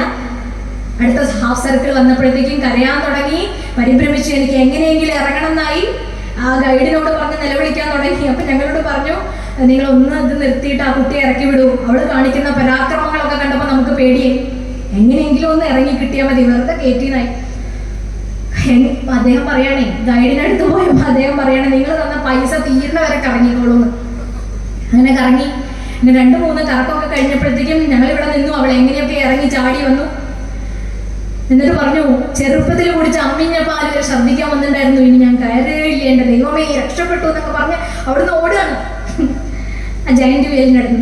ശരി, ആ അമ്മമ്മ നിന്നോട് എന്താ പറഞ്ഞേ? ഒരു അമ്മമ്മയായിട്ട് സംസാരിക്കണ്ടായിരുന്നല്ലോ. പുള്ളിക്കാരി നല്ല ഹാപ്പി ആയിട്ടാണ് ഇരിക്കുന്നത്, അതിൽ കയറണത്. ഒരു സന്തോഷം, ഇവൾക്ക് പേടി. അമ്മമ്മ പറയാണത്രേ, ഏറ്റവും മുകളിലെത്തിയപ്പോഴേ ഈ ഹാഫ് സർക്കിൾ ഇങ്ങനെ പൊങ്ങി ഏറ്റവും മുകളിലെത്തിയപ്പോ അമ്മമ്മ പറയാണത്രേ, മോളെ മുറുക്ക പിടിച്ചിരുന്നോ, ഇന്നലെ ഒരാളിൽ നിന്ന് തെറിച്ചു പോയിട്ടുണ്ടായിരുന്നു. നോക്കൂ, അവനവൻ ആത്മസുഖത്തിനായി ആചരിക്കുന്നത് അപരനെ സുഖിപ്പിച്ചില്ലെങ്കിലും വിഷമിപ്പിക്കാതിരുന്നൂടെ? ഒരു നല്ല വാക്ക്. അപ്പൊ ഈ മായയിൽ കറങ്ങിക്കൊണ്ടിരിക്കുന്നത് പോലെ എത്ര ജന്മങ്ങളായി, ഈച്ചയായും പൂച്ചയായും പട്ടിയായും ഒക്കെ കഴിഞ്ഞ് 84 ലക്ഷത്തിൽ പരം മനുഷ്യേതര ജന്മങ്ങൾ കഴിഞ്ഞിട്ടാണ് ഒരു മനുഷ്യജന്മം ഉണ്ടായിട്ടുള്ളത്.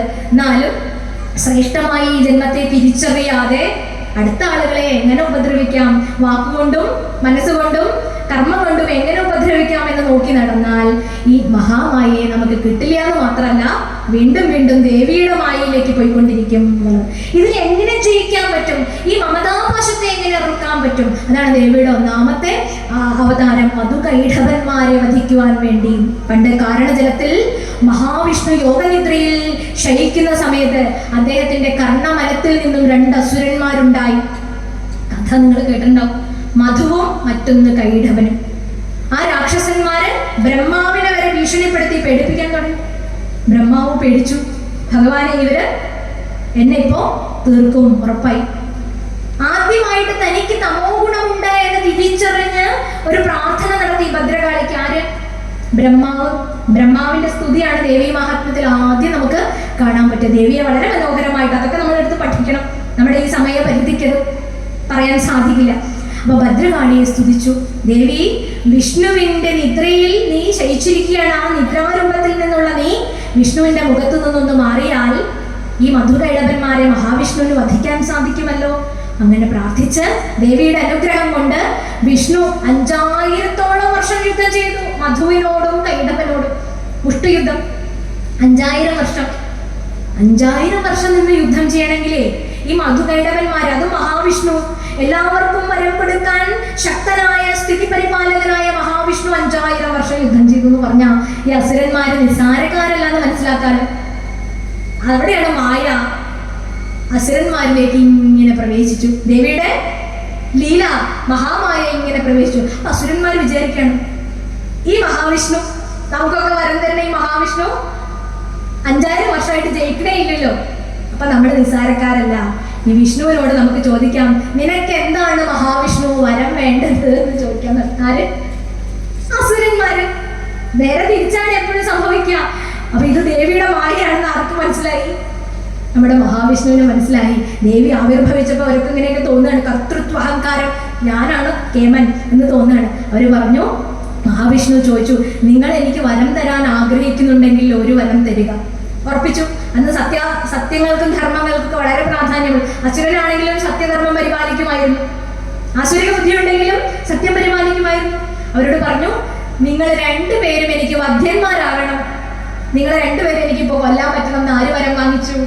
മഹാവിഷ്ണു വരം വാങ്ങിച്ചു. അവർക്ക് പിന്നെ ഭഗവതിയുടെ മഹാമായയാൽ വഞ്ചിക്കപ്പെട്ട അസുരന്മാർ വിഷ്ണുവിനാൽ വധിക്കപ്പെട്ടു എന്നുള്ളതാണ്. എന്നിട്ട് വിഷ്ണു ദേവിയെ സ്തുതിക്കുകയാണ്, ആരാധിക്കുകയാണ്. അപ്പൊ നമ്മുടെ ഉള്ളിലൊക്കെ ഈ ആസുരികമായ തമോ ഗുണമുണ്ട്, ഒരു മടിയുണ്ട്, അലസതയുണ്ട്.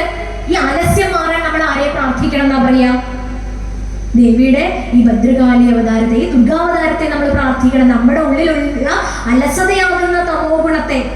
പണ്ടൊരു കഥ പറയും, നമുക്ക് സമയമുണ്ടോ പറഞ്ഞോളാം, എങ്കിൽ കൂടി അത് സൂചിപ്പിക്കാതെ പോകാൻ സാധിക്കുകയില്ല. ഒരു രാജാവ് കൽപ്പിച്ചു, നമ്മുടെ രാജ്യത്തെ ഏറ്റവും വലിയ മടിയനെ ഈ വരുന്ന ഞായറാഴ്ച ഈ സദസ്സിൽ ഹാജരാക്കുകയാണെങ്കിൽ അവർക്ക് സമ്മാനം കിട്ടും, ഇത്രയും പൊന്മണം സമ്മാനം എന്ന് പറഞ്ഞു. ഇത് കേട്ട എല്ലാവരും മടിയന്മാരെ തപ്പാൻ പോയി. അങ്ങനെ മടിയന്മാർ എന്ന് പറഞ്ഞാൽ രാജകൊട്ടാരത്തിലേക്ക് വരില്ലല്ലോ. ഈ സമ്മാന ദിവസം വന്നു, ഒരാളെ ആരോ കണ്ടെത്തി, അദ്ദേഹത്തിന് രാജകൊട്ടാരത്തിലേക്ക് വരാൻ പറഞ്ഞതാണ്. ഞാൻ വന്നില്ല. കാരണം എന്താ? വീട്ടിൽ നിന്ന് അനങ്ങില്ല, അത്രയും മടി. സമ്മാനം വാങ്ങാൻ കൂടി വരാൻ സാധിക്കാത്ത തരത്തിൽ അലസത ബാധിച്ചിരിക്കുകയാണ്. അതിലൊന്നും ഒരു കാര്യമില്ലാന്നേ. അത്രയും ദേവിയോട് നമ്മൾ പ്രാർത്ഥിക്കും, ജാഠ്യാന്ത കാരാപഹ, എൻ്റെ ഉള്ളിലുള്ള അലസതയെ മാറ്റണേ ദേവി, എൻ്റെ കർമ്മത്തിന് ഉത്സാഹം കൂട്ടണേ ദേവി, കർമ്മങ്ങളിൽ നീ പ്രതിഫലിക്കണേ ദേവി. ഇങ്ങനെയൊക്കെയാണ് നമ്മൾ പ്രാർത്ഥിക്കേണ്ടത്. തമോ ഗുണം അത്യന്തമായ ഇതാണ് പ്രശ്നം. നമുക്കൊക്കെ തമോ ഗുണമുണ്ട്, അതുകൊണ്ട് രാത്രി ഉറക്കം വരണേ. നമുക്ക് രജോ ഗുണവുമുണ്ട്, നമുക്ക് സാത്വിക ഗുണവുമുണ്ട്. ഇതിന്റെ അളവിലുള്ള വ്യത്യാസമാണ് നമ്മളെ അസുരനും ദേവനും ഒക്കെ ആക്കുന്നത്. അപ്പോ ഇത് പോസ്റ്റ്പോൺ ചെയ്തു, ഈ സമ്മാന വിതരണം.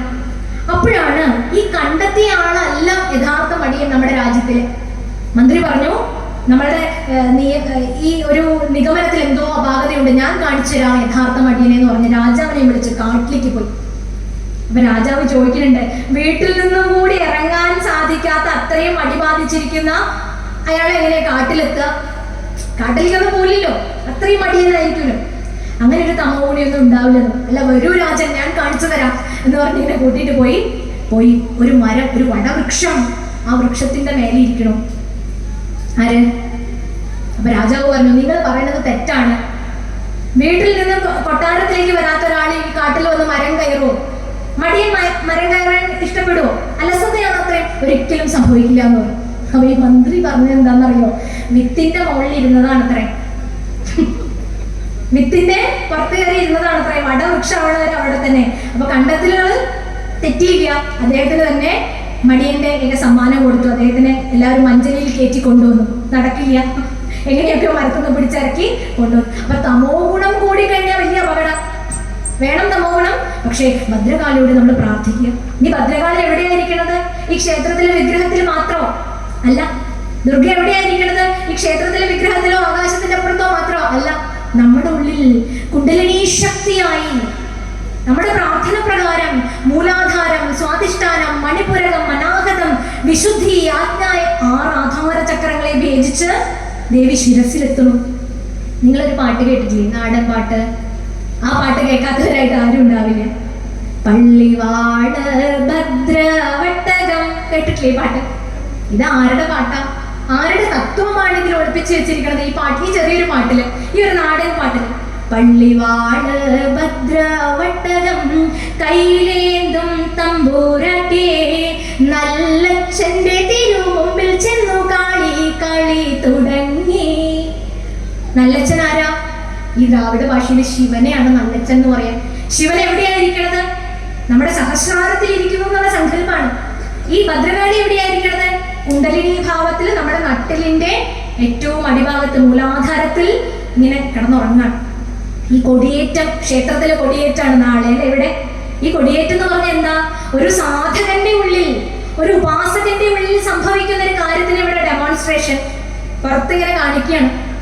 നമ്മുടെ ആരാധന കൊണ്ട് ഈ ഉറങ്ങുന്ന ശക്തി ഉണർന്നു, കുണ്ടലിനി ഉണർന്ന് പള്ളിവാള് ഭദ്രവട്ടകം, വാളാരുടെ കയ്യില ദേവി. ഭദ്രവട്ടകം എന്ന് പറഞ്ഞ, വട്ടകം എന്ന് പറഞ്ഞ ചക്രം, സംസ്കൃതത്തില് ഭദ്രവട്ടകം, ശ്രീചക്രവും പള്ളിവാളും ഏന്തിയ ദേവി നമ്മുടെ ആരാധന പ്രകാരം ഈ ആധാര ചക്രങ്ങളെ ഭേദിച്ച് നല്ലച്ഛന്റെ തിരുമുമ്പിൽ ചെന്ന് കളി തുടങ്ങി. ഇവിടെ ശിവനും ശക്തിയും ഐക്യപ്പെട്ടു. ഒരു യഥാർത്ഥ ഭക്തന്റെ ശിരസിലൂടെ അമൃതപ്രവാഹം ഉണ്ടായി. ഈ തത്വത്തെ നമ്മൾ സാക്ഷാത്കരിക്കേണ്ട ഈ സന്ദേശത്തെ കൊടിയേറ്റം എന്ന് പറയുന്നു. ഭാഗ്യത്തിന് ഇത്തരത്തിലുള്ള ചടങ്ങുകൾ നടത്തുമ്പോൾ അവിടെ അധികം പേരുണ്ടാവാറില്ല. ഈ കൊടിയേറ്റവും കാണും. അതുപോലെ കൊടിയിറക്കവും സവ്യാപസവ്യമായിട്ടുള്ള ഈ ആധാര ചക്രങ്ങളിൽ കൂടെയുള്ള ദേവിയുടെ പ്രയാണത്തെ നമ്മൾ മനസ്സിലാക്കാൻ വേണ്ടിയിട്ടാണ് ക്ഷേത്രത്തിലെ ചില ചടങ്ങുകൾ. അതൊക്കെ മനസ്സിലാക്കാൻ നമ്മൾ ക്ഷേത്രത്തിൽ വരണം. അത് പഠിക്കാൻ, അത് ഗ്രഹിക്കാൻ നമ്മൾ ക്ഷേത്രത്തിൽ വരണം. ഇതാണ് ഭദ്രകാളി അവതാര തത്വം. അങ്ങനെ മധുകൈടവനെ വധിച്ചവളായിട്ടുള്ള മഹാമായയായിട്ട് മാറി ദേവി. ഇത് തന്നെയാ പല ശാസ്ത്രങ്ങളിലും.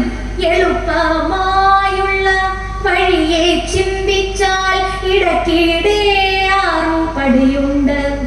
ഏത് പടി? ഈ മൂലാധാര സ്വാധിഷ്ഠാന ചക്രങ്ങള്.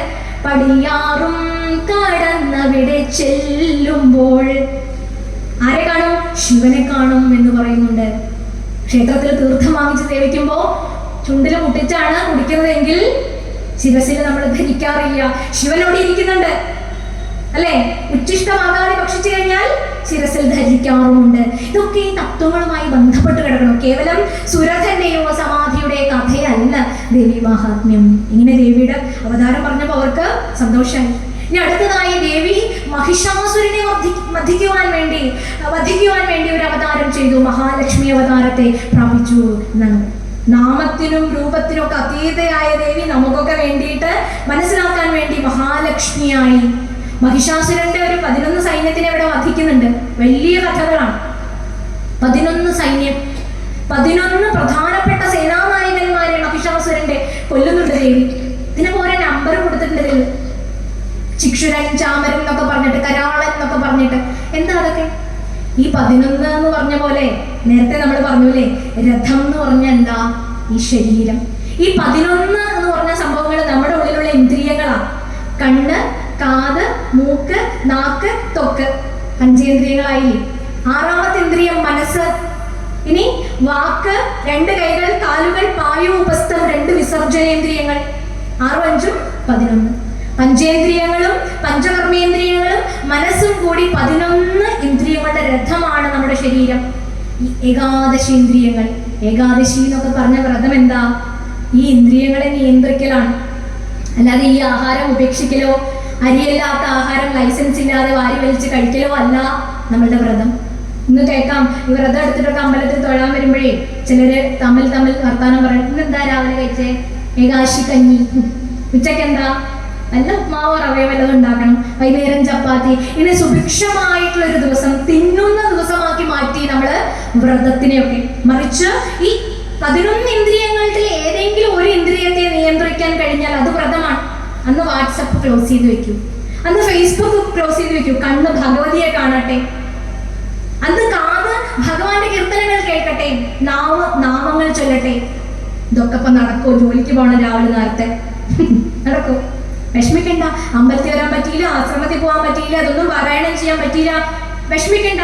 ശിവമാനസ പൂജ എന്ന് പറയുന്ന ഗ്രന്ഥത്തിൽ പറഞ്ഞിട്ടുണ്ട്, നിങ്ങൾ ഇടപെടുന്ന എല്ലാ മേഖലകളിലും നിങ്ങൾ ഭഗവാനെ കാണൂ.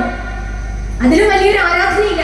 എന്നാൽ അമ്പലത്തിൽ വരണം, ആശ്രമത്തിൽ വരണം, ദേവി മഹാത്മ്യം പാരായണം ചെയ്യണം, രാമായണം പഠിക്കണം, നമ്മുടെ ഗ്രന്ഥങ്ങളെയും ശാസ്ത്രങ്ങളെയും മനസ്സിലാക്കണം. പക്ഷേ ചെയ്യാൻ പറ്റിയില്ല എന്ന് പറഞ്ഞ് വിഷമിക്കണ്ട. പ്രാരബ്ധങ്ങൾക്കിടയിൽ തിരക്കിലകപ്പെട്ട ഈ ഫാസ്റ്റ് മൂവിങ് ലൈഫിലകപ്പെട്ട ഒരാൾ പ്രാർത്ഥിക്കുകയാണ്, ആത്മാത്വം ഗിരിജാമതി സഹചരാത് പ്രാണശരീരം ഗൃഹം പൂജാദി വിഷയോപഭോഗരചന നിദ്രാസമാധിസ്ഥിതി സഞ്ചാര പഥയോർ പ്രദക്ഷിണവിധി സ്തോത്രാണി സർവാഗിരോ യദ്യത് കർമ്മ കരോമി തത്തദഖിലം ശംഭോ തവാരാധനം. ആത്മാത്വം, ഭഗവാനെ പ്രാരാബ്ധക്കെട്ടിൽ കിടക്കുന്ന എനിക്ക് അമ്പലത്തിൽ വരാൻ പറ്റിയില്ല, ഞാൻ മനസ്സിലാക്കണു. ആത്മാത്വം, നീ എന്റെ ആത്മാവാണ്. ഗിരിജാമതി, എന്റെ ബുദ്ധിശക്തി നിന്റെ പാർവതിയാണ്, ഗിരിജയാണ്. സഹചരാ പ്രാണഹ, നിന്റെ കൂടെ നടക്കുന്ന ഭൂതഗണങ്ങളില്ലേ, അതാണ് എന്റെ ഇന്ദ്രിയങ്ങൾ, കണ്ണ്, കാത്, മൂക്ക്, നാക്ക്, തൊക്കം, ഇതെല്ലാം. ഇനിയോ ശരീരം ഗൃഹം, നിന്റെ വീട് എവിടെയാ ഭഗവാനെ? എല്ലാം ഭഗവാന്റെ വീട് തന്നെയാണ്, 14 ലോകവും. പക്ഷെ നിന്റെ വീട് എന്റെ ശരീരത്തിലാണ് എന്ന് ആ ഒരു ഭാവം കൊണ്ടുവരാൻ സാധിച്ചാൽ ഏറ്റവും വലിയ ആരാധനയല്ലേ. നോക്കൂ. ഇനിയോ സഞ്ചാരപഥയോർ പ്രദക്ഷിണ വിധി.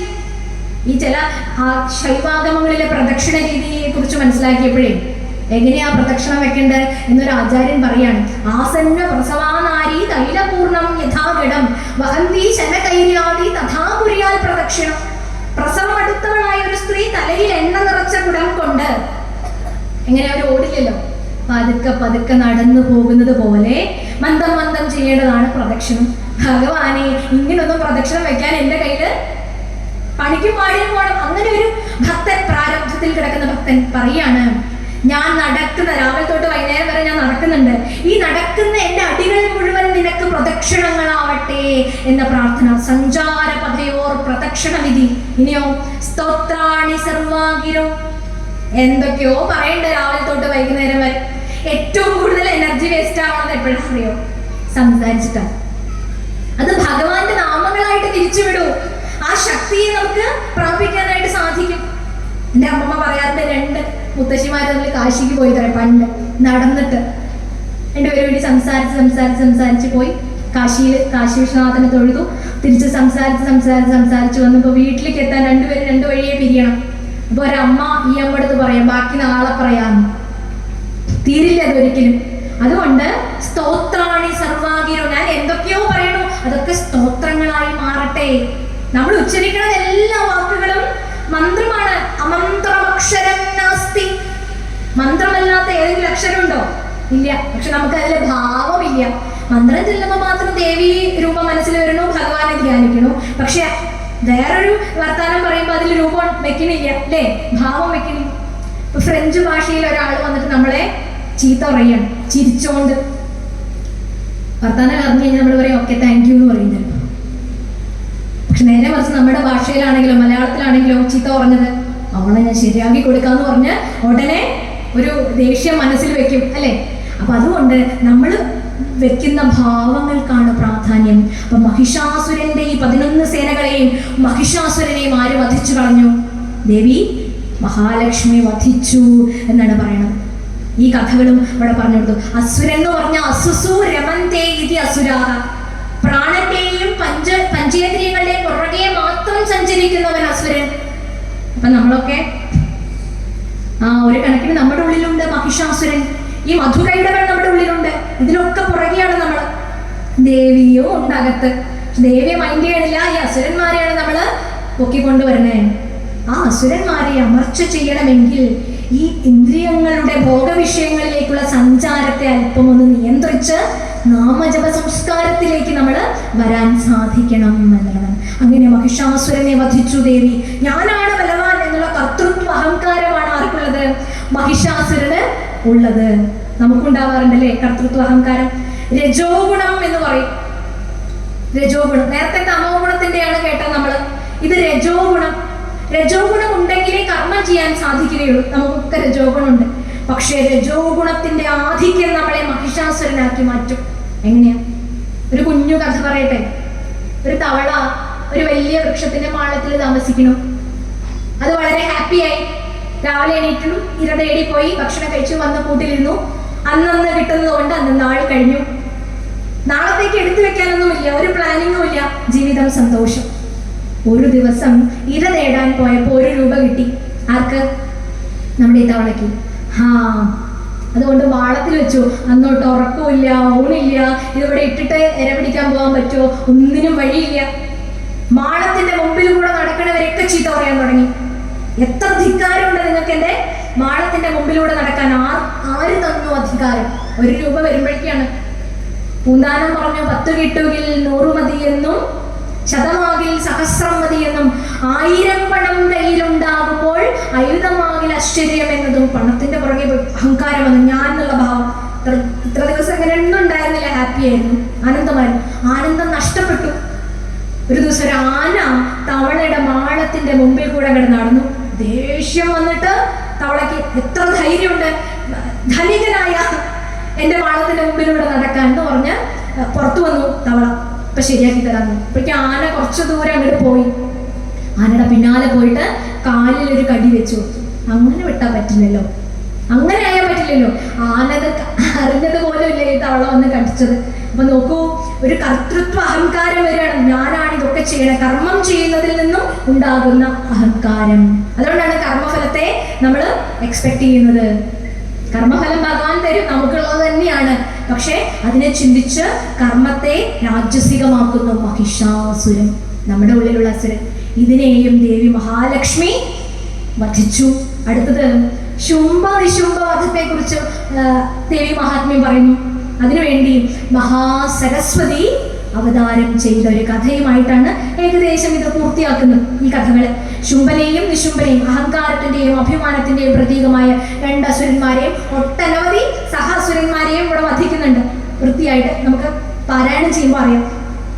ഇതൊക്കെ കേട്ട് മഹാലക്ഷ്മി മഹാസരസ്വതി ഭദ്രകാളി സങ്കല്പത്തിലൂടെ നമ്മളെ കൊണ്ടുപോയി നമ്മുടെ തമോ ഗുണത്തിൽ നിന്നും നമ്മുടെ രജോ ഗുണത്തിൽ നിന്നും സത്വഗുണമായാലും സരസ്വതി ദേവി തരുന്ന ഒരു അനുഗ്രഹം സത്വഗുണം നമുക്കുണ്ട്. അത് കൂടിക്കഴിഞ്ഞാലും നമുക്ക് എന്ത് വരും? ഒരു പാണ്ഡിത്യ ഗർവ്.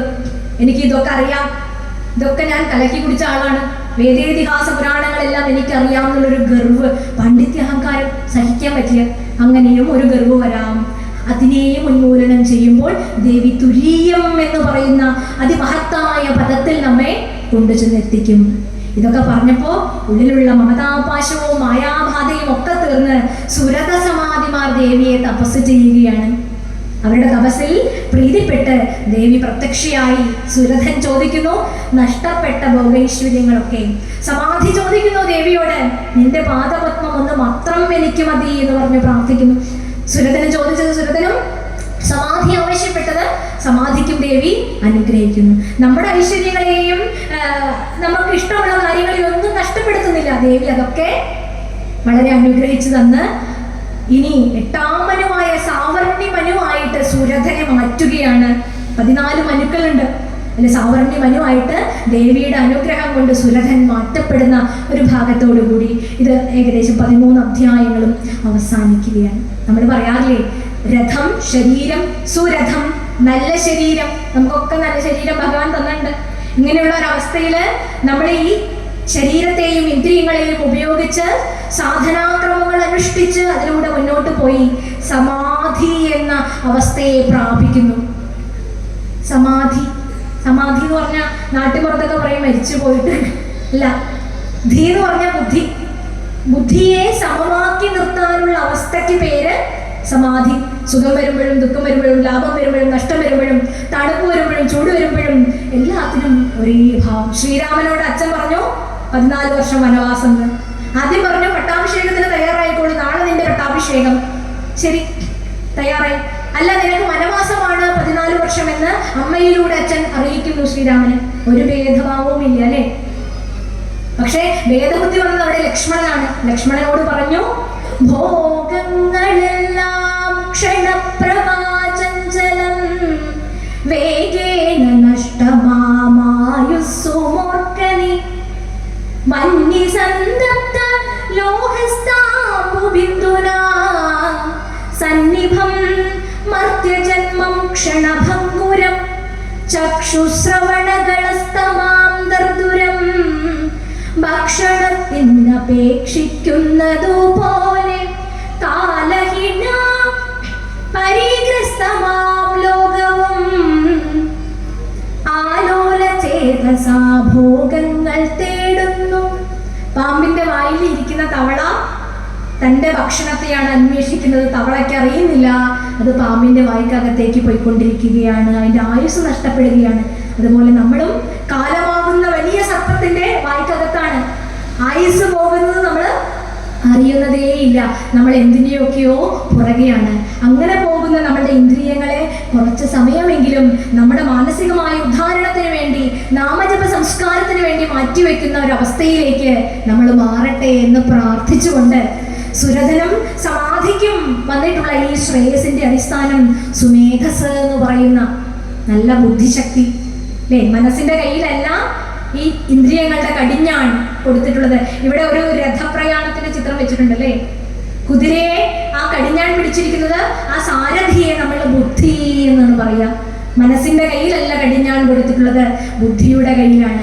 മനസ്സ് വികാരത്തിന് അടിമപ്പെടാറുണ്ട്, ബുദ്ധി തീരുമാനങ്ങൾ എടുക്കാറുണ്ട്. അപ്പൊ സദ്ബുദ്ധിക്ക് വേണ്ടി പ്രാർത്ഥിച്ച് ബുദ്ധിയുടെ കയ്യിൽ നമ്മുടെ ഇന്ദ്രിയത്തിന്റെ കടിഞ്ഞാൺ കൊടുത്ത് നമ്മുടെ ജീവിതം സുരഭിലമാക്കാൻ, മാധുര്യമേറിയതാക്കാൻ, ഭക്തി സാന്ദ്രമാക്കാൻ സാക്ഷാൽ ഇളങ്കാവ് ഭഗവതി അനുഗ്രഹിക്കട്ടെ എന്ന് പ്രാർത്ഥിച്ച് നമ്മുടെ ബുദ്ധിശക്തിയെ സമമായി നിർത്തുന്ന സുരഥ സമാന സമാധി സമാധി സമാധി സമാധി സുജാതരതേ ജയ ജയ ഹേ മഹിഷാസുരമർദ്ദിനി രമ്യകപർദ്ധിനി ശൈലസുതേ എന്ന് പ്രാർത്ഥിച്ചുകൊണ്ട് നമുക്ക് ഏവർക്കും ജീവിതത്തിൽ ഈ ദേവീ മഹാത്മ്യത്തിന്റെ കിരണങ്ങളെ, ഈ നൈരന്തര്യത്തെ കൊണ്ടുപോകാൻ സാധിക്കട്ടെ എന്ന് പ്രാർത്ഥിച്ചുകൊണ്ട് ഈ ഒരു ഭാഷണം ഇവിടെ അവസാനിപ്പിക്കുകയാണ്. ഇങ്ങനെ ഒരു വേദി എനിക്കിവിടെ ഒരുക്കി തന്ന ശംഭുവേട്ടൻ, ബാക്കി കമ്മിറ്റി ഭാരവാഹികളെ ഇവിടെ വന്നപ്പോൾ